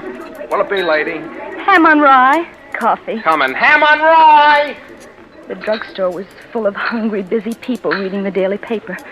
The paper that screamed the hurts and the pains and the troubles of other people. But not me. Not Maud Haskin. Well, there was nothing in it about a nice pick murder in Harry's picture. I began to feel a little foolish. Here you are, lady. Ham on rye. Jab on its way. I'd fallen asleep on a park bench and I'd had a dream. That was all. Just a nightmare. Afraid? Afraid of Harry? Well, I'd let a silly dream play tricks with me. I wanted to push the minutes ahead so I could go home. Go home to Harry. I kept looking at the clock. 4:30, 4:35. I wanted to get home and tell him I was all right. I was all right now. 4:45, 4:50, 5 o'clock. This time I knew I wasn't dreaming. This time I could run fast all the way from the subway to 69th and down and home, and Harry would be there. Down 69th and up those brownstone steps, I climbed 1 flight, 2 flights, out of breath, hurrying. One more. Excuse me, dearie. Do you know where I can find the landlady? It was that woman. The small, dark woman with eyes like two shiny brown... You know where I can find the landlady? What? What did you say? You live here, dearie? Yes, I... Well, tell me then. Do you happen to know if there's any vacancies? Vacancies? No. I'm sure there aren't. Oh, me and my husband's been looking for weeks. What a job. You know if anybody's planning to move out, dearie? Soon, maybe? Say, where are you going? Say. Well, can you beat that? That woman in my dream, who'd been living in our apartment. What was she doing here? Maybe it had been more than a dream. Maybe I was thrown ahead into 7 tomorrows, to next Wednesday. Maybe by then she'd have our apartment, just like in my dream. And then I'd... Darling, that you? Yes, Harry. Got a kiss for me? Atta girl. You're home early. I hurried. Did you? So did I. I missed you terribly. Come on in. I got a surprise. What kind of a surprise? Never mind. Oh, Maud. Don't ever go very far away again, will you? No, Harry, I won't. Good. Now, you wait here. I'll be only a minute. I kept thinking. Not a dream. Not just a dream, but a warning. A warning. Oh, but that was silly. It couldn't be. I heard the sound of... I couldn't be sure, but it sounded like... I felt the blood rush up to my face, and I began to shake all over. I walked into the kitchen. Harry was bent over a small bowl. I could see the muscles under his thin shirt move up and down as his arm rose and fell again and again, and in his hand he held a knife.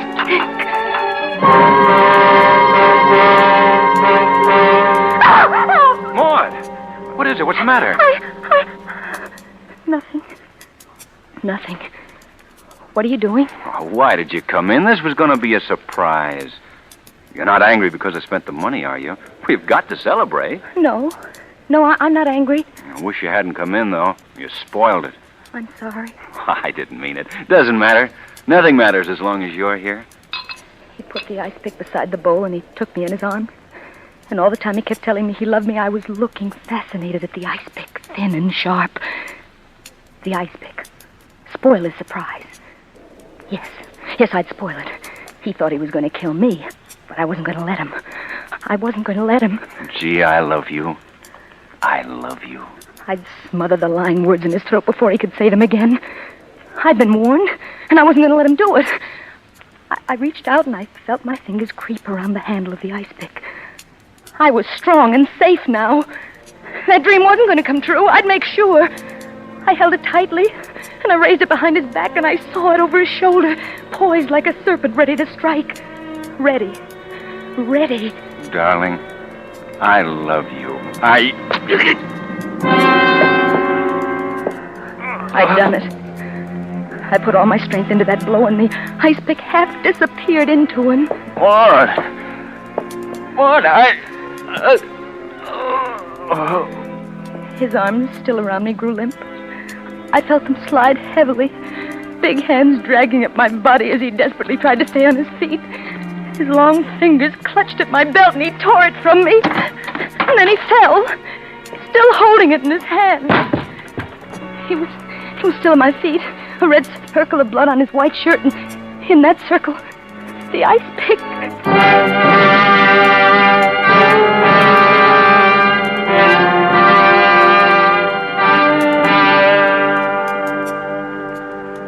No one saw me leave the house. It was a clear, cold night. Overhead, a plane made its way past the stars. I remember looking up at it and thinking, you can't even see me. You don't even know I'm here. And that I've just killed my husband and left him lying dead on the kitchen linoleum. But I knew. And somehow I didn't care. All I kept thinking was, not me. Not me. It wasn't me lying dead with an ice pick in my back. I'd been cleverer than he. I'd done it first. I stumbled into the park. And then I dropped from exhaustion. I slept all night on the grass.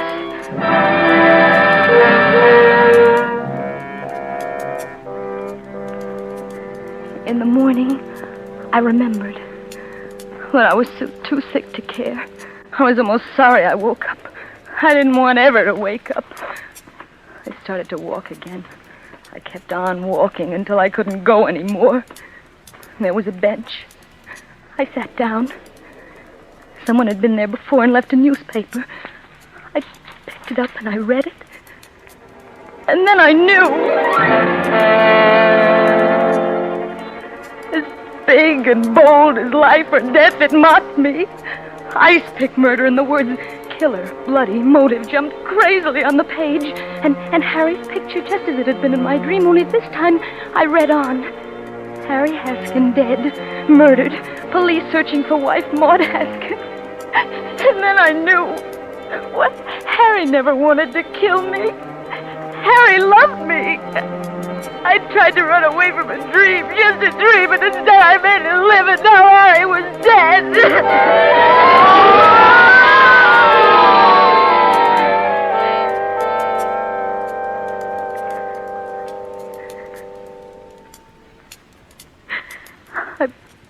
I wanted to tell you how it was, Father, because it's so hard to believe it happened to me. Pray for me. I know now what wrong I've done. The dream has come true. It's Wednesday again, isn't it, Father? Maud Haskin in a prison cell because I killed my husband. I had to tell someone, Father. Will you pray for me? The Lord is my shepherd. I shall not want. A week ago Wednesday. I wonder if she's still there. A woman with eyes like two shiny brown buttons reading about us in the paper. I wonder if she's there now.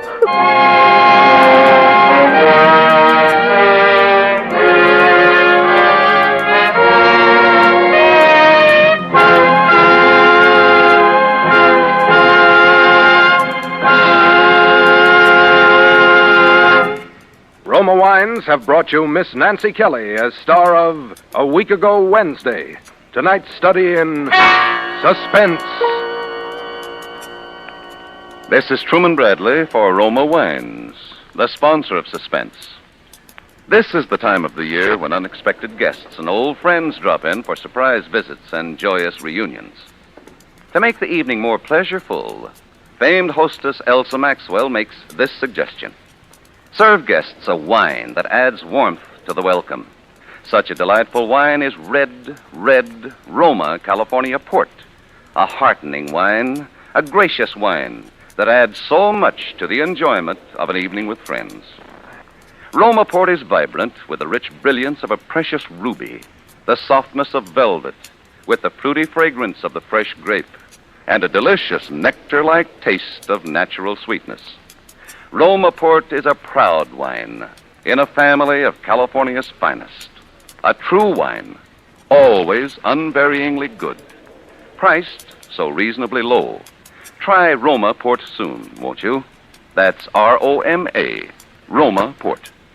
Nancy Kelly will soon be seen in the Paramount picture, Follow That Woman. Next Thursday, same time, Roma Wines will bring you Mr. Glenn Ford as star of Suspense, radio's outstanding theater of thrills. Presented by Roma Wines, Roma. Made in California for enjoyment throughout the world.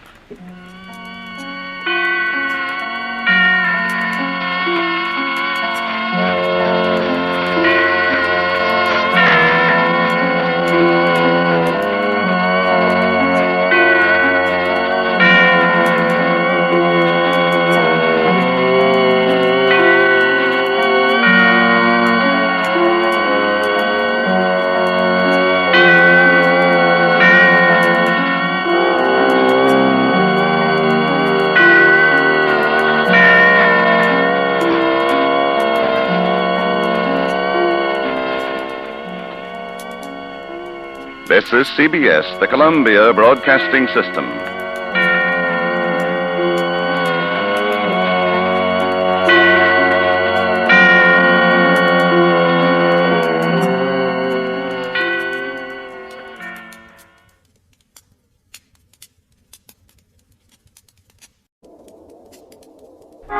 Suspense.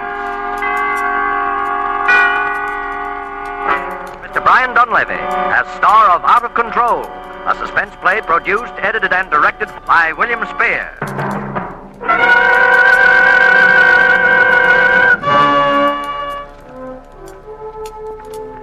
I arrived in Gatlinburg around 10 in the morning. I checked in at a hotel called the Mountain Inn and went downstairs to breakfast. My dog Snooky went with me, as she always does. I gave my order to the waiter, and as I sat there, I looked the place over. It was a good-sized room, by the echo in it. There was a log fire crackling in a fireplace on the far side of the room, and a large view window on my right. Glass has a special kind of echo. There was only one person in the room when I entered. It was a woman, apparently a wealthy and rather vain woman, judging from her perfume. She was sitting at a table diagonally across from me. I looked in her direction, so to speak.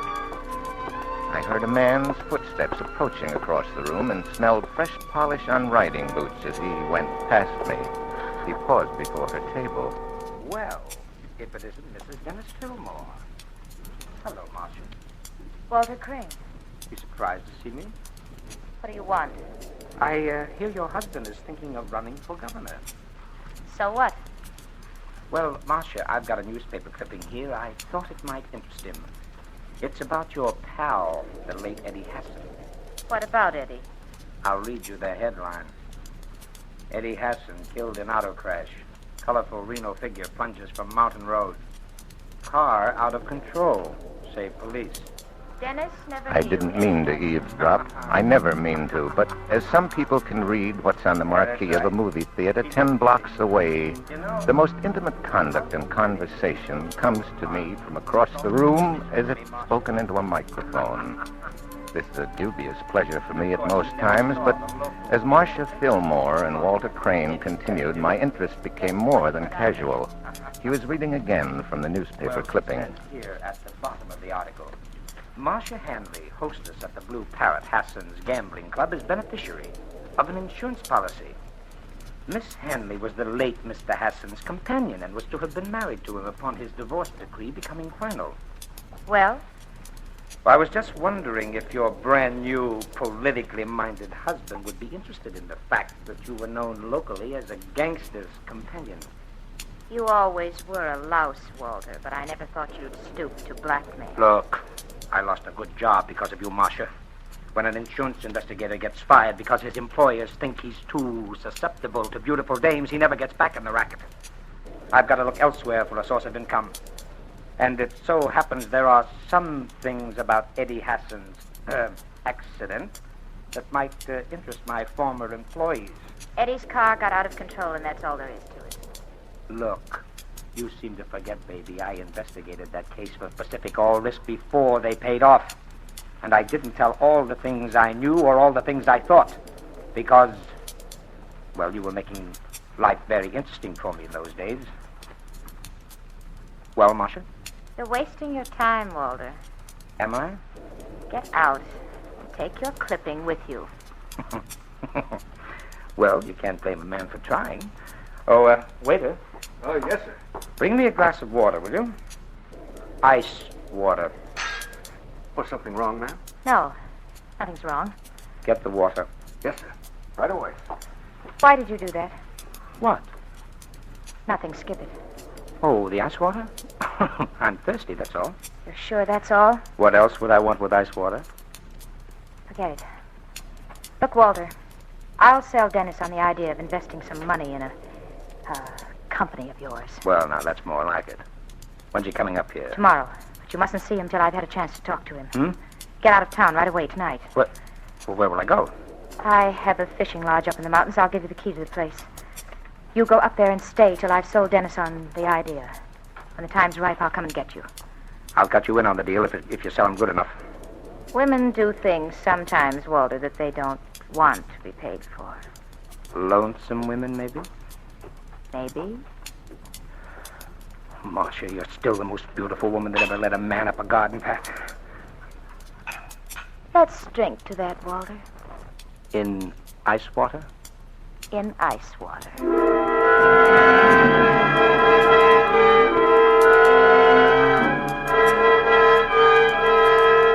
The man who had come to blackmail Marcia Fillmore remained to whisper sweet nothings in her ear.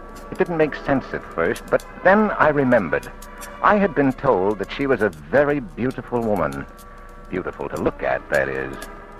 There are times when I am profoundly grateful that I have no eyes to deceive me.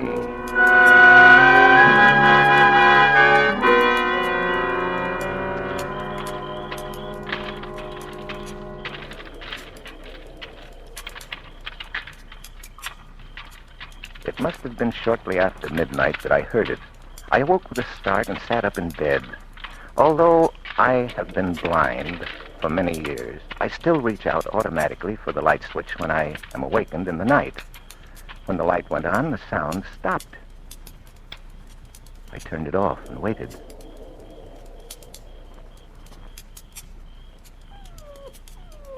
Quiet, Snooky, quiet. It started again. It seemed to be below my window somewhere down by the hotel garage. Through the years, I have finally trained myself to identify almost any action by sound. But this one stumped me at first. It continued for perhaps 10 seconds longer, and then it stopped for good, and the car door slammed. I made a careful mental note of the car's motor as it started up. It was a Packard, and one of the spark plugs was missing fire. But it got underway fast and was soon out of even my earshot. Of one thing I was certain. It turned off the main road onto gravel. There was only one such turnoff within earshot of the hotel. The private road to the Fillmore's fishing lodge. Evidently, Mr. Walter Crane was going to have a visitor up there, sooner than he had expected. As I dropped off to sleep, the memory of that sound came back to me. There was something strange and altogether sinister about it. It was still ringing in my head when I dropped off to sleep.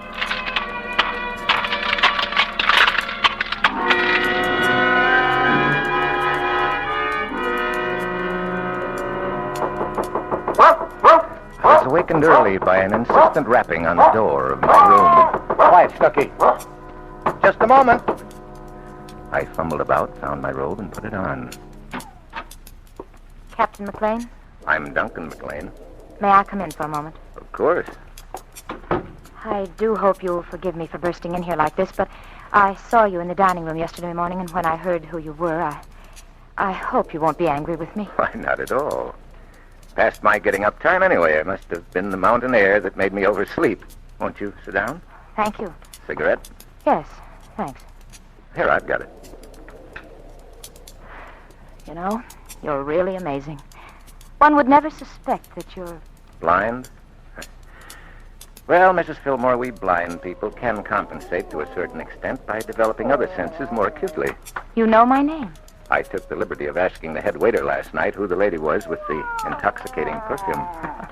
Just as I asked who the man was with the police dog. Oh, no, Snooky here is not a police dog. She's just an amiable old German shepherd. I have a police dog, though, Dreist. I only take him along when I'm on especially dangerous assignments. Oh, I gather you're not on one now. Shall we get to the point, Mrs. Fillmore? Oh, well, there's a man staying here in this hotel, or rather he was. His name is Walter Crane. He's a blackmailer. Yes? Well, there's no need going into it, but he's got hold of something about my past. If it were published, it would ruin my husband's career. There's only one thing to do with a blackmailer, Mrs. Fillmore. Turn him over to the police. Oh, no, you don't understand. The police here is Sheriff Blackmer. He and my husband are political enemies. I'm afraid it would be too good an opportunity for him to pass up. Yes, I see your point. My first instinct was to get Walter Crane away from here. I told him to go up to our fishing lodge. I even gave him the key. I even pretended to renew an old interest which he once fancied I had in him personally. Always a mistake. Oh, but you don't know the worst of it. My husband came in from Knoxville early this morning and without even waking me went straight on up to the fishing lodge. He left a note asking me to join him up there. My husband is a violent and unreasonable man when he's angry, Captain McLean. If he finds Walter Crane staying there in the lodge, he's likely to think that... Just what are you afraid of, Mrs. Fillmore? I'm afraid my husband... Oh, heaven forgive me for such a thought. I'm afraid my husband will murder him. There. Now I've said it. Yes. Now you've said it. Excuse me. Yes? Oh, Mrs. Fillmore? Yes, she's right here. It's for you, Mrs. Fillmore. Oh, no. Don't go. I'm afraid it... Hello? Yes. Sheriff Blackmer? Oh, how dreadful. Oh, I know we didn't know him. I did speak to him for a moment yesterday evening, but of course, I'd be glad to help you in any way I can. I'll be in my cottage. What is it? I found him. His car plunged over the embankment. He was killed instantly. When? Some people in the cottage down below saw it happen. When? Just 5 minutes ago.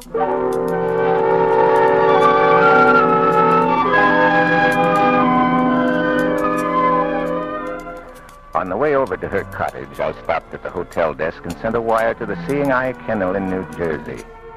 Send Dreist Air Express immediately. Dreist is my police dog. The dog I use only on very dangerous missions.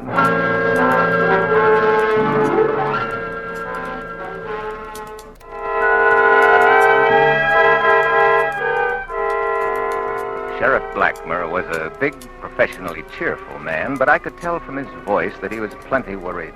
Glad to have you in on this, Captain McLean. We don't have many cases of this kind in these parts. I'll be glad to do what I can, Sheriff Blackmer. Oh, so this is one of them there C&I critters. Well, don't look no different from any other pooch to me.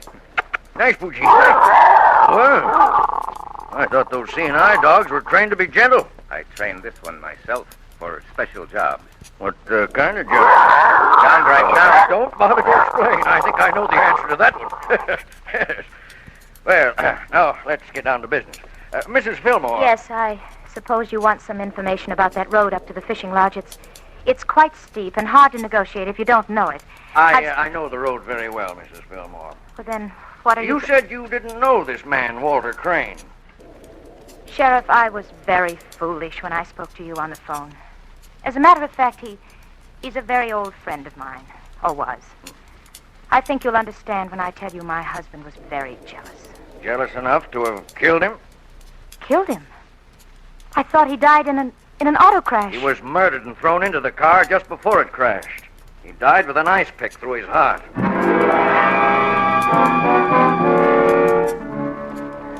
Whatever she knew, she wasn't telling. That part of it came to her as a complete surprise. I know that now, and I knew it at the time.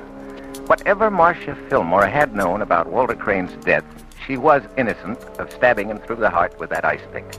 As for the rest of it, her alibi was perfect. I was her alibi this time. She was in my room when it happened, 20 miles from the scene of the crime. But someone had driven up to that lodge before Dennis Fillmore. Someone who had made elaborate preparations for that little drive. As I walked over to the hotel garage, the memory of that sound came back to me. The sound that I was convinced held the key to the mystery of Walter Crane's death, and Eddie Hassan's as well. I found a mechanic working on a car. Morning, sir. Hi, you looking for your car? No, I don't drive. Oh. Mrs. Fillmore asked me to stop by. Is her car ready yet? Yeah, sure. It was only one of the spark plugs. This the car? Yeah. Station wagon. Packard, isn't it? Ah, you got a good sense of touch, mister. Thank you. Hey, that's nice upholstery. Real leather, isn't it? Yep. Hey, that's peculiar. What is? The floor is wet and cold. Oh, maybe they went fishing this morning. They carry a chunk of ice sometimes when they go trout fishing. Ice? Of course. That's what it was. Ice.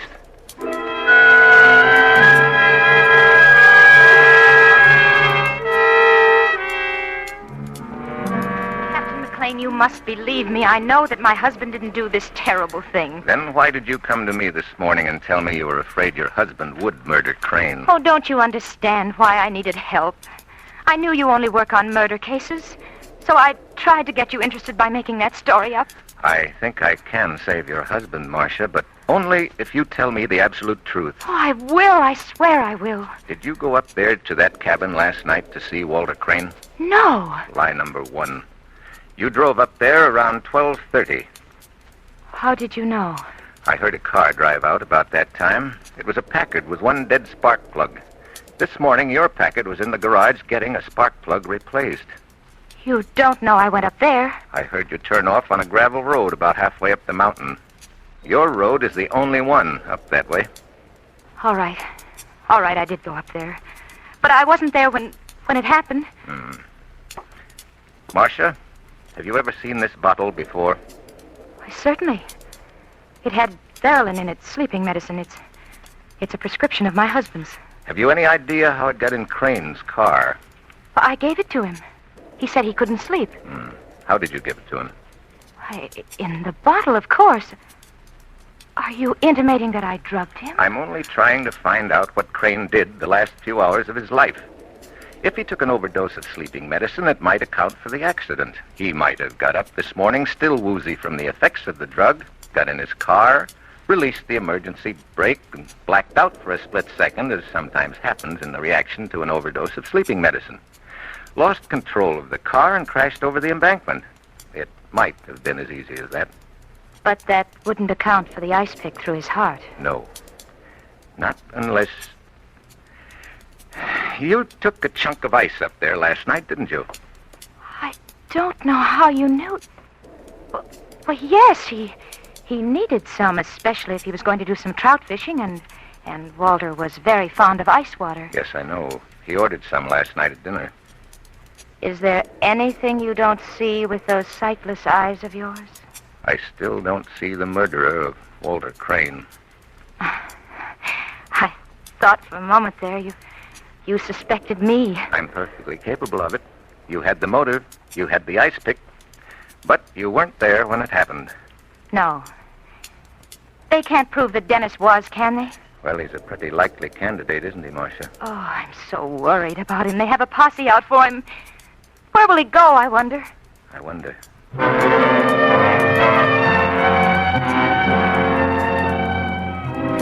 I knew where he'd go, and so did she. And they both knew that matters would have to come to a head that night. I didn't tell Sheriff Blackmer everything, but he agreed to drive me up there. About 20 minutes after the sheriff left, a man came into the lodge. From the storeroom where I was hidden, I could hear perfectly. He didn't turn on any lights, but went out to the kitchen and started some coffee. It could only have been Dennis Fillmore who paced up and down in that darkened room. Then I heard the door open and a woman's footsteps coming in. Dennis. Marcia. Dennis. You shouldn't have come here. What are you trying to do, lead them to me? I didn't tell the sheriff about you, Dennis. I swear I didn't. Tell him what? Dennis, I know you killed Crane. So you know I'm a murderer. Then what are you doing Oh, here? Dennis, I love you so much. I hated that man. I'm glad you killed him. What was Crane to you? I was going to tell you, darling, I used to know him. He's a blackmailer. It was perfectly innocent before I met you, but with your career, and I didn't want you to get mixed up in it. That's why I told you to hide. Oh, I'm sorry, Marcia. Oh. Don't cry, Oh, please. I love you, Dennis. I made some coffee. Would you like some of it? Yes. You sit still, darling. I'll get it. Dennis, what are we going to do? Have you thought about it? I'm thinking as hard as I can, Marcia. You can't confess to this terrible thing, Dennis. I just won't let you. I don't think the insurance company would pay if I were electrocuted, would they? Oh, Dennis, don't say such things. Here, drink your coffee. Tastes rotten, but it's hot. Oh. What's the matter with you? I just feel faint. I can't seem to get my breath. It's stuffy in here. Must be the wood smoke. I had trouble starting the fire. Come along outside. The air will buck you up. All right.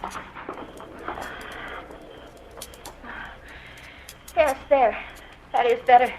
Would you like to take a drive somewhere? No, Dennis, let's just sit in the car for a while. This air is good. All right.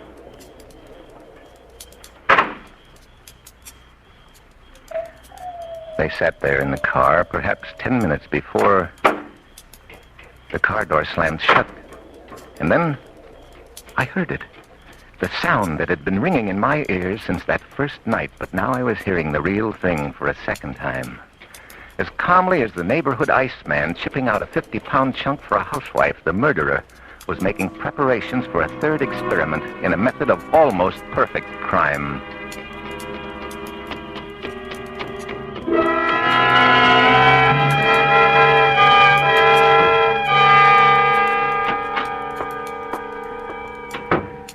Hello, Marcia. You. How did you get here? I'm afraid I was eavesdropping. Then you heard what Dennis said. Yes, I did, Marcia. Oh, Captain McLean, could you forget what Dennis said? Crane was a blackmailer. What does it matter who killed... Don't come any closer, Marcia. This dog isn't Snooky. This is Dreist. The dog I told you about, remember?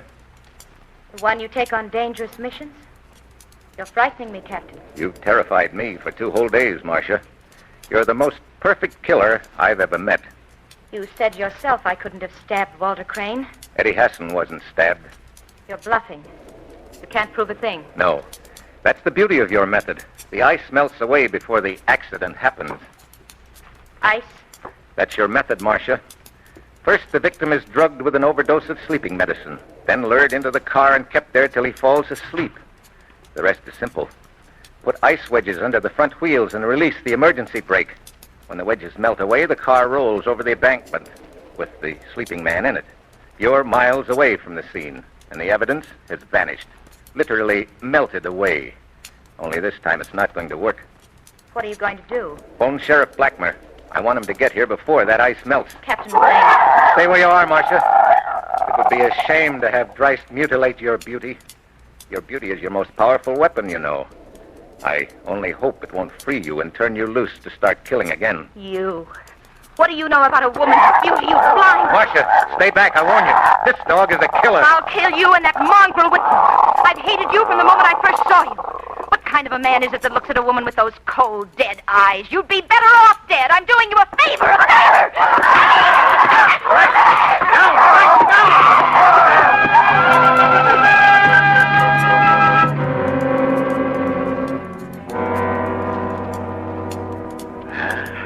She's dead, all right. I'm sorry. The dog, I guess I'll have to have him put away. No, it won't be necessary, Captain. She did that for you. Jabbed the ice pick square between his eyes. Oh, poor fella. Yeah. What I can't figure out, how did she manage to stab Crane and still keep her alibi? She didn't stab Crane. Well, then who did? Nobody. Well, then how... It was a freak accident. The ice pick was on the seat of the car when it crashed. I knew that when you told me the angle at which it entered the body. That's why I kept insisting that Marcia hadn't stabbed him. That and the fact that the stabbing was so obviously news to her. She really thought her husband had done it. After she left Crane asleep in the car. So much so that she even accused him of doing it. By the way, is he all right? Oh, sure, just a little dopey from the sleeping pills. I guess he's really broken up about her. He really loved her, the sap. I can't blame her, though. She really was a beautiful woman. When she looked at you with those big blue eyes of hers, you could believe anything she wanted you to believe. So they told me. Yes, Sheriff. Sometimes I'm very glad I have no eyes to deceive me.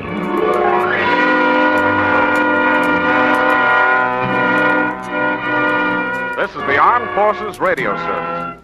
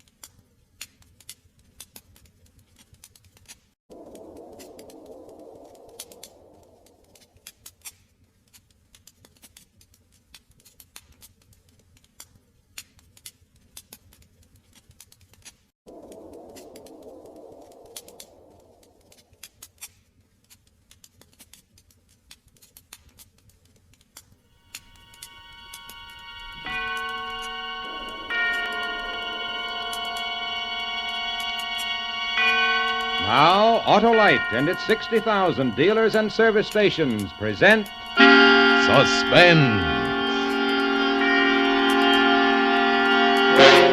Tonight, Autolite brings you John Lund in Lunch Kit, a suspense play produced and directed by Anton M. Leader.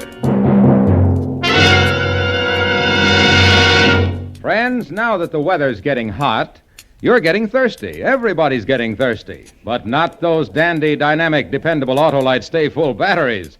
No, sir. An Autolite Stay Full battery needs water only 3 times a year in normal car use. Yes, only 3 times a year in normal car use. And it's got extra plates for extra power, protected by fiberglass insulation for stronger life and longer life. Why, in recent tests conducted according to SAE life cycle standards, Autolite Stay Full batteries gave 70% longer average life than batteries without the Stay Full features. So remember, you're right with Autolite. Oh, and also remember, the Autolite Suspense show is now on television in many parts of the country every Tuesday night. And now, Autolite presents John Lund in a tale well calculated to keep you in suspense.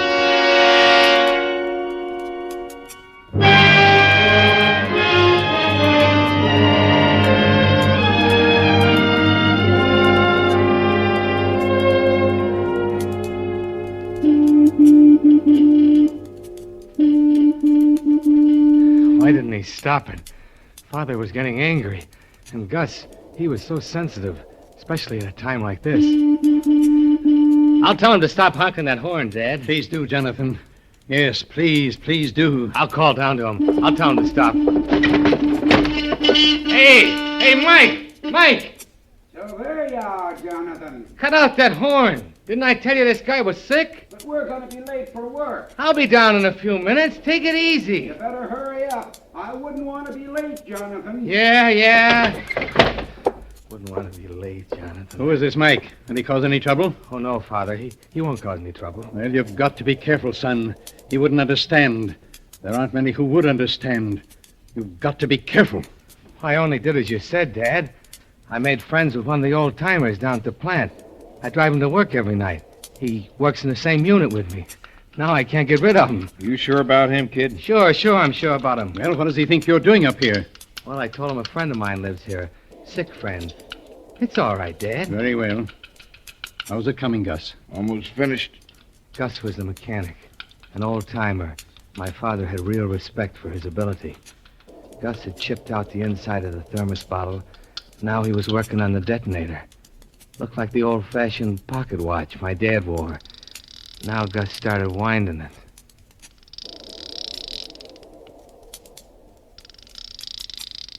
Somehow, that kind of got me. I wish my father had never started this thing. I wish he didn't believe the way he did about atomic fission, destroying the world. I wish he was like everybody else, that I wasn't his son. Hey, Jonathan, what time you got? Huh? What time do you have? What's the matter with you? Are you getting too nervous for me, son? Nervous? Oh, don't worry about me being nervous. It's, 8:29. 8:29. Okay, kid. What are you sweating about? Who, me? Your dad ain't sweating. This is no time to be nervous, Jonathan. She'll go off at 6:30 tomorrow morning. Is that okay? Fine, Gus, fine. Okay, kid? Sure. Okay.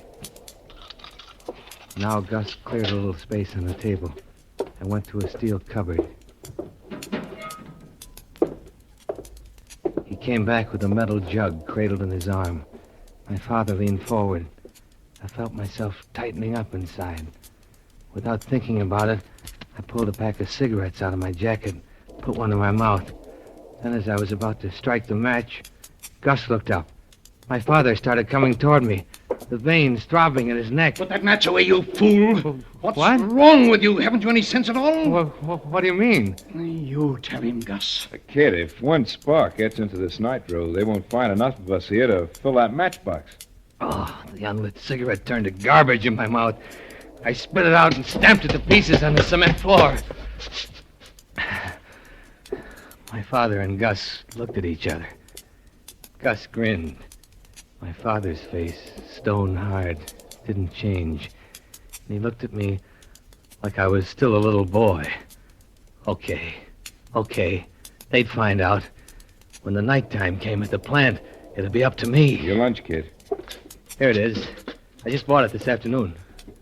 Oh, look how pretty it is. It's a shame to spoil it. All right, finish with it, Gus. This is not a time for jokes. Funny about Gus and his jokes. He didn't believe in this thing at all. He'd sell out to anybody. Money. Just give him money. But you had to admire what he could do. He opened the lunch kit and took the bottle out. He screwed the detonator into the cap, and when it fitted right, he laid it aside. Then he put a siphon into the thermos bottle and opened the jug of nitroglycerin.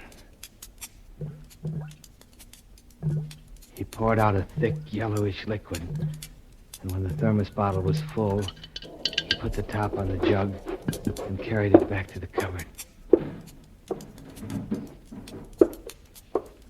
You better be far away when this goes off, kid. I'll be far away, all right. Jonathan is a bright boy, Gus. I've taught him well. Gus didn't say anything after that. He bent down over his table and his eyes tightened up till you could barely see him. He worked quick. You could see he knew what he was doing. And watching him, I began to feel better. Then he was finished. He put the thermos bottle of nitro back inside the lunch kit, and the sandwich, and the orange. Then he closed the lunch kit and handed it to me. Here you are, kid. Don't drop it. I won't. Now, son, Yes, Dad? look at me. Dad, look at me. Yes? It will all work out all right, won't it, son? Yes, Dad. It'll be all right. You will make no mistakes. I'll be careful. And you'll be here tomorrow morning? I'll be here. Good. And then perhaps we'll go away together, you and I. That'll be fine. Oh, there's your friend again. All right, Jonathan, get on with it before the old fool gets us all into trouble.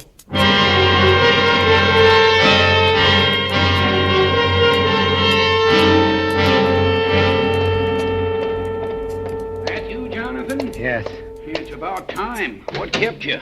We got to talking. He's pretty sick. We're going to be late for work. Well, you should have taken a bus. What about you? I'd have been late. So what? So what? That ain't no attitude, All right, Jonathan. all right. Here, open up the dashboard compartment. I want to put this lunch kit in. Okay. Be careful. Oh, it's a nice new one.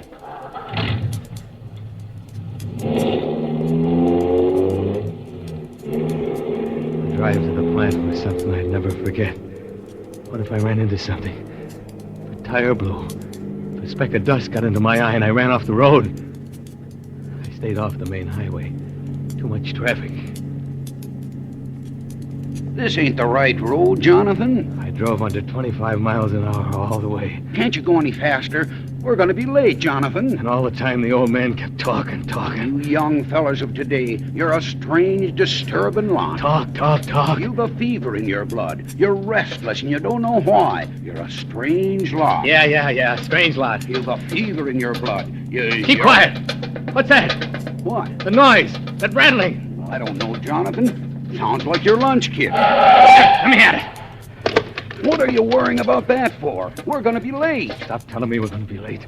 Stop that jabbering. Yes, Jonathan. You think the lunch kit will be all right now? You packed it in pretty well. Okay. But if you hear it rattling again, let me know right away. You hear, Mike?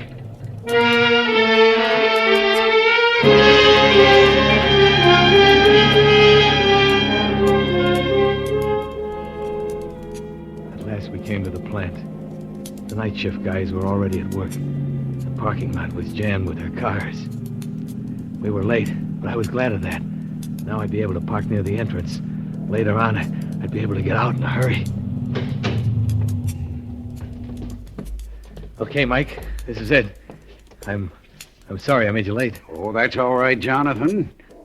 Mind if I go back with you in the morning? Okay. Just be here prompt. I won't wait for you. I took the lunch kit and started for the main gate. The guard was standing there, inspecting everybody with a flashlight. I grinned at him and snapped the lunch kit open. How are you tonight? Okay. Not eating much, are you? No, not much. Ought to. Put some weight on you. Pass. I changed my clothes quickly and left the lunch kit in my locker. I figured I must look pretty haggard, so before going into the plant, I went to the washroom and washed my face and let cold water run down my wrists. Then I saw I'd left my wristwatch in my street clothes. It was against the rules to go back into the locker room until the shift was over. Now, all night long, I wouldn't know what time it was. I'd have to ask, have to guess. Oh, Father wouldn't like that at all, being so careless. I began noticing kind of an ache in the pit of my stomach. Oh, I mustn't get sick tonight. I drank a lot of water, and the pain left me. Then I went back into my unit.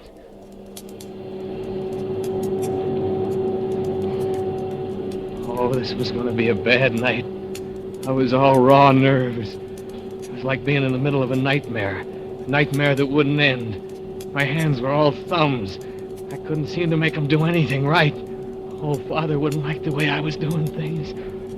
I couldn't stand it much longer. Hey, Jonathan! Huh? What are you doing? Cut your switch. What's wrong, Mr. Davis? What's wrong? Is that the way you handle that modifier? Where's your apron? Oh, yeah. Oh, gee, I'm sorry, Mr. Davis. Don't be sorry. Do it right. Get on the ball, Jonathan. Get on the ball. Yes, sir. On the ball. What time was it getting to be? I couldn't concentrate. I couldn't think. All I could remember was what was in my locker. All I could remember was that thermos bottle filled to the top with nitro. All I could remember was a detonator set for 6:30. Hey, Mike, what time is it? 12:30. Hey, Mike, what time is it? 10 minutes after 1. Hey, Mike, what time is it? 5 minutes to 2. Hey, Mike, what time is it? Almost time for lunch. Lunch? And am I hungry? I could eat 'em. Hey, what's wrong with you? Well, you're white as a... My stomach. Hey, you guys, come over here, quick!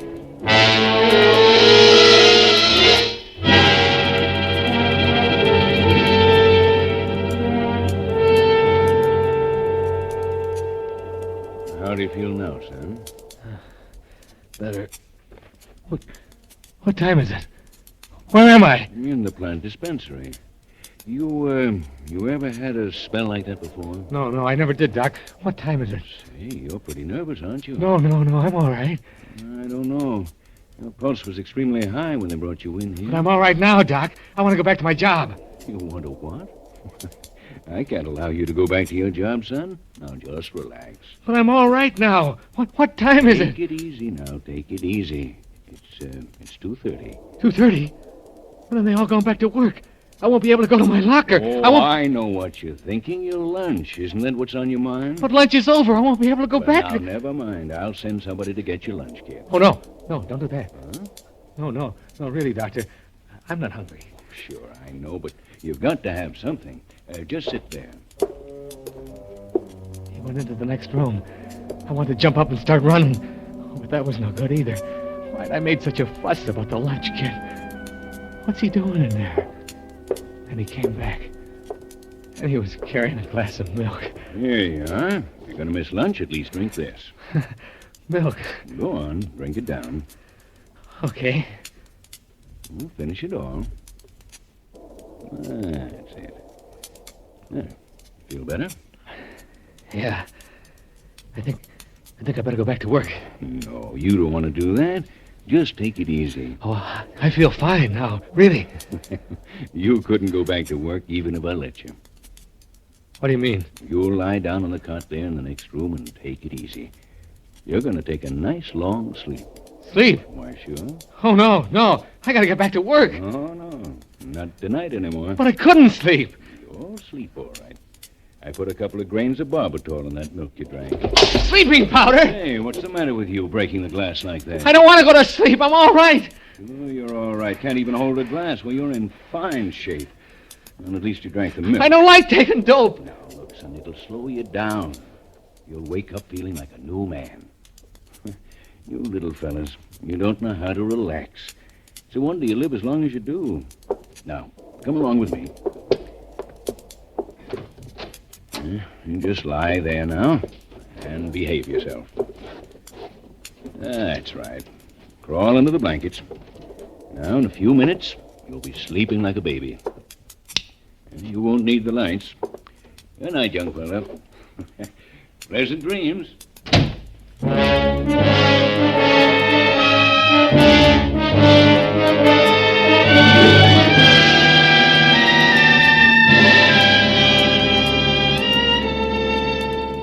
For Suspense, Autolite is bringing you Mr. John Lund in radio's outstanding theater of thrills, Suspense.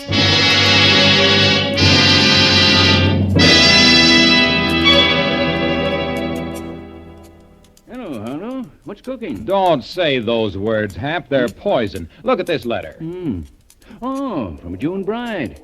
Dear Uncle Harlow, I'm just dying to learn how to use that lovely pressure cooker you sent me. Wasn't a pressure cooker. I sent her a dandy dynamic Autolite Stay Full battery that needs water only 3 times a year in normal car use. She says, I know it must be a wonderful pressure cooker because the instructions say it needs water only 3 times a year in normal car use. June brides. They're dumb. She should know that an Autolite Stay Full battery has extra plates for extra power, protected by fiberglass insulation, for stronger life and longer life than batteries without these features. And she says here, Bob keeps telling me the pressure cooker is really an Autolite Stay Full battery that needs water only 3 times a year in normal car use.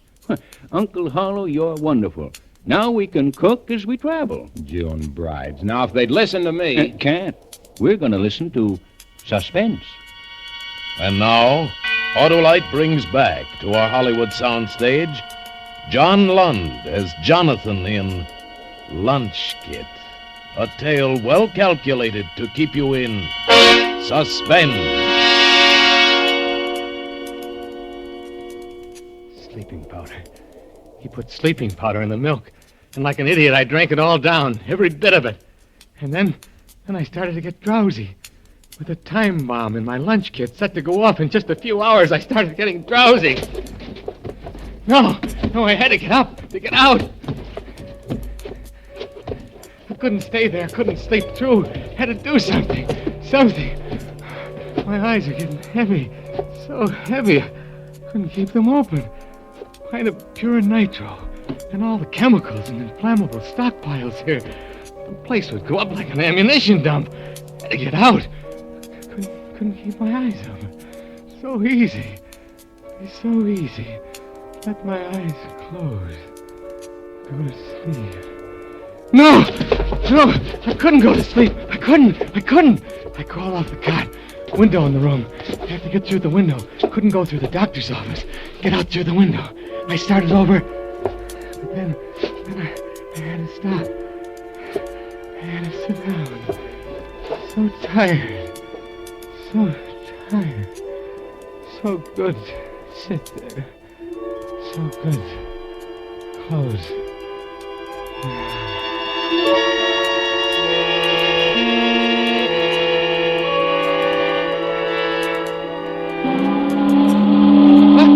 What's that?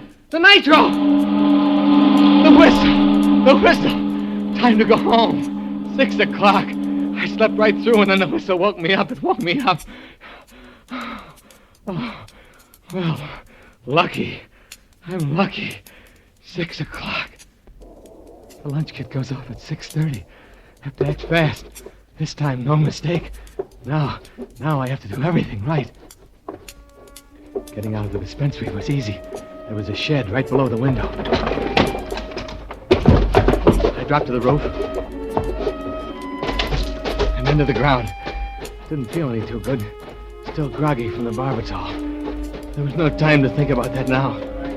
When I got back to the locker room, the boys were climbing out of their work clothes, getting ready for the shower room. Hiya, Jonathan. You okay now? Oh, yeah.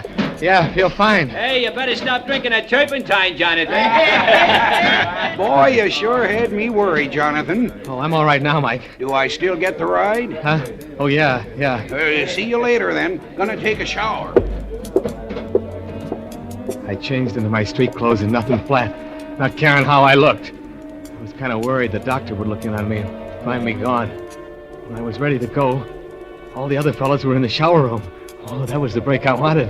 I took the lunch kit out of my locker and slid it underneath.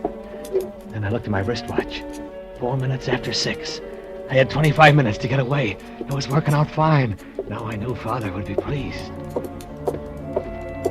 I walked past the front offices. No one else around yet. Couldn't walk too fast, though. Not too fast, not too slow. Just act natural. Not too fast, not too slow. Oh, Jonathan. Huh? That was Mr. Davis, the foreman. How you feeling now, Jonathan? Oh, I'm all right, Mr. Davis. Anyhow, I want to talk to you. Come into the office. Now? Sure, now. Oh, I'm in kind of a hurry, Mr. Davis. At 6 o'clock in the morning, nobody's in a hurry. Come on, come in. All right, but just for a minute. Close the door. Sit down. Nothing like sitting down and relaxing after a long night. This chair could use a little oil. I really can't stay long, Mr. Davis. I'm supposed to meet someone. At 6 o'clock in the morning? You still look pale, Jonathan. You sure you feel all right? Yes. Mr. Davis, if it's about the mistake I made tonight... Oh, well, it's not that so much. I'm just a little worried about your health. There's nothing to worry about, Mr. Davis. It's just that, well, sometimes I get a little nervous. A little nervous? Look at you, squirming on that chair. You're a bundle of nerves. Something bothering you? I mean, something really bothering you? You can't relax. Nothing's bothering me. Well, just to make sure, I'm going to call the dispensary. I've got a hunch you're not telling me everything. I tell you, I'm all right. Dispensary, please. Jonathan! Jonathan, come back here! What's wrong with that guy? He wasn't chasing me. I looked at my watch. 6:14. Still plenty of time to get away. I left the main building and started across the yard to the gate. It was still dark. I was one of the first out. Hey, you! Don't look back. Don't look back. Keep going. Don't let him stop you. Hey, slow down! Slow down! Bob, I gotta chase you. I'm all out of breath. What do you want? You know as well as I what I want. You forgot something. What did I forget? You forgot to punch the time clock. I'll do it tomorrow. Tomorrow? That'll be my neck. You're not leaving this plant till you punch out, mister. All right. I'll go back and punch out. Where's the fire? Where's the fire? You ought to work out that energy at your job, young fella. Yeah. I went back into the main building. And there was at least 20 other guys waiting in line before the clock. Hey, look. I gotta get to town early. How about letting me punch out now, huh? End of the line, bud. But it'll only take a second. End of the line. We all want to get to town early, bud. Okay. I still had time. Hi there, Jonathan. Hello. Say, I think Mike's looking for you. Yeah? The old guy sort of adopted you, ain't he? Yeah. Sure a good long line tonight, eh? Yeah. Well, not so much to do at 6 o'clock in the morning. My missus will be asleep when I get home. Oh. How are you feeling now? Huh? Oh, okay. Say, is my watch right? I got 6:21. Yeah. Yeah, 6:20 I got. You sure figure it out to the minute. Right to the minute. Here's my card. Okay.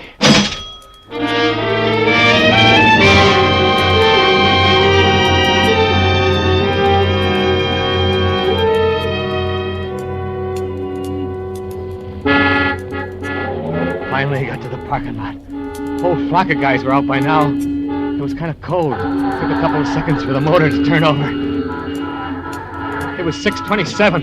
I had 3 minutes. 3 minutes. Couldn't waste any time. I was fighting for my life. Finally caught. Started backing out quick. Had to get out of here in a hurry. 3 minutes. Less than that now. Oh! Hey, look out! Oh, my headlights. What's the matter with you? Come out and see what you did to my headlights. I'm sorry. I'll pay for them. Oh, that ain't the idea. Why don't you watch where you're going? All right, here's my driver's license. I work in Unit 5. I'll see you tonight and we'll work something out. My name is Jonathan Peters. Hey, not so fast. I gotta write this down. You got a pencil? Here's my pen. Well, start writing. All right. Jonathan Peters. Unit 5, Yes. Huh? Okay, here's your pen. I'll see you tonight. You ought to watch where you're going this time in the morning. Back up and let me out, will you, fella? I'm in a hurry. Oh, you guys, always in a hurry. That's how trouble starts.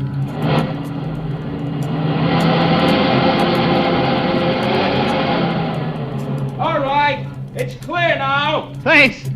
No more than 2 minutes. I gotta hurry. Clear now. All clear. Hurry. Hey, Jonathan, wait for me. Wait, Jonathan. Oh, he got away. Now, why'd he do that? These young fellas don't know what the end will be. That kid sure is wacky. In a hurry. Always in a hurry. Hey, what's the matter with him? No sense of responsibility.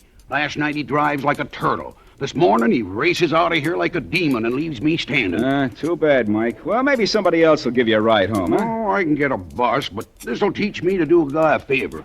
What do you mean? Well, that Jonathan.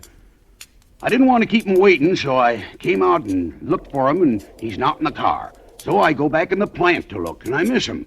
When I get back, he's driving off. Yeah? So what's the favor you did him? Well, he was so darn particular about it. Then he goes off and leaves it under his locker. But I found it and put it in his car for him. What? His lunch kit. I put it in his car.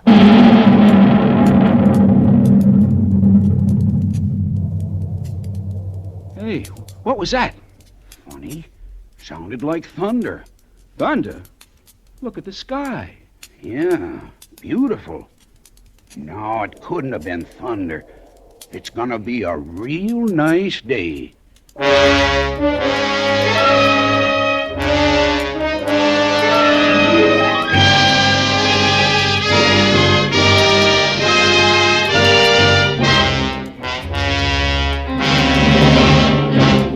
Thank you, John Lund, for a splendid performance.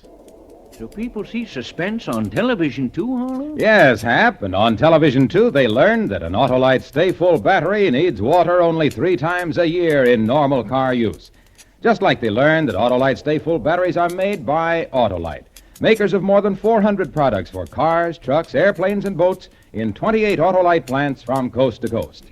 Yes, sir, and Autolite makes complete electrical systems for many makes of America's finest cars.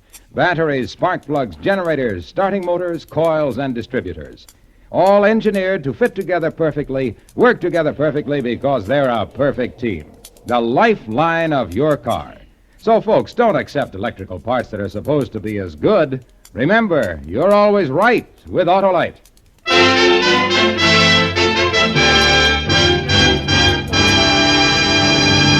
And now, here again is John Lund. It's been a pleasure to be here tonight with Tony Leader and his great cast of actors. And as an old Suspense fan, I'm looking forward, as I'm sure you all are, to next week, when radio's outstanding theater of thrills brings you Agnes Moorehead in The Trap, another gripping study in Suspense. John Lund is currently being seen in the Paramount picture Bride of Vengeance. Tonight's suspense play was written by Larry Marcus, with music composed by Lucien Moraweck and conducted by Leith Stevens. The entire production was under the direction of Anton M. Leader. In the coming weeks, Suspense will present such stars as Ralph Edwards and Joseph Cotton. Make it a point to listen each Thursday to Suspense, radio's outstanding theater of thrills. And next Thursday, same time, hear Agnes Moorehead in The Trap.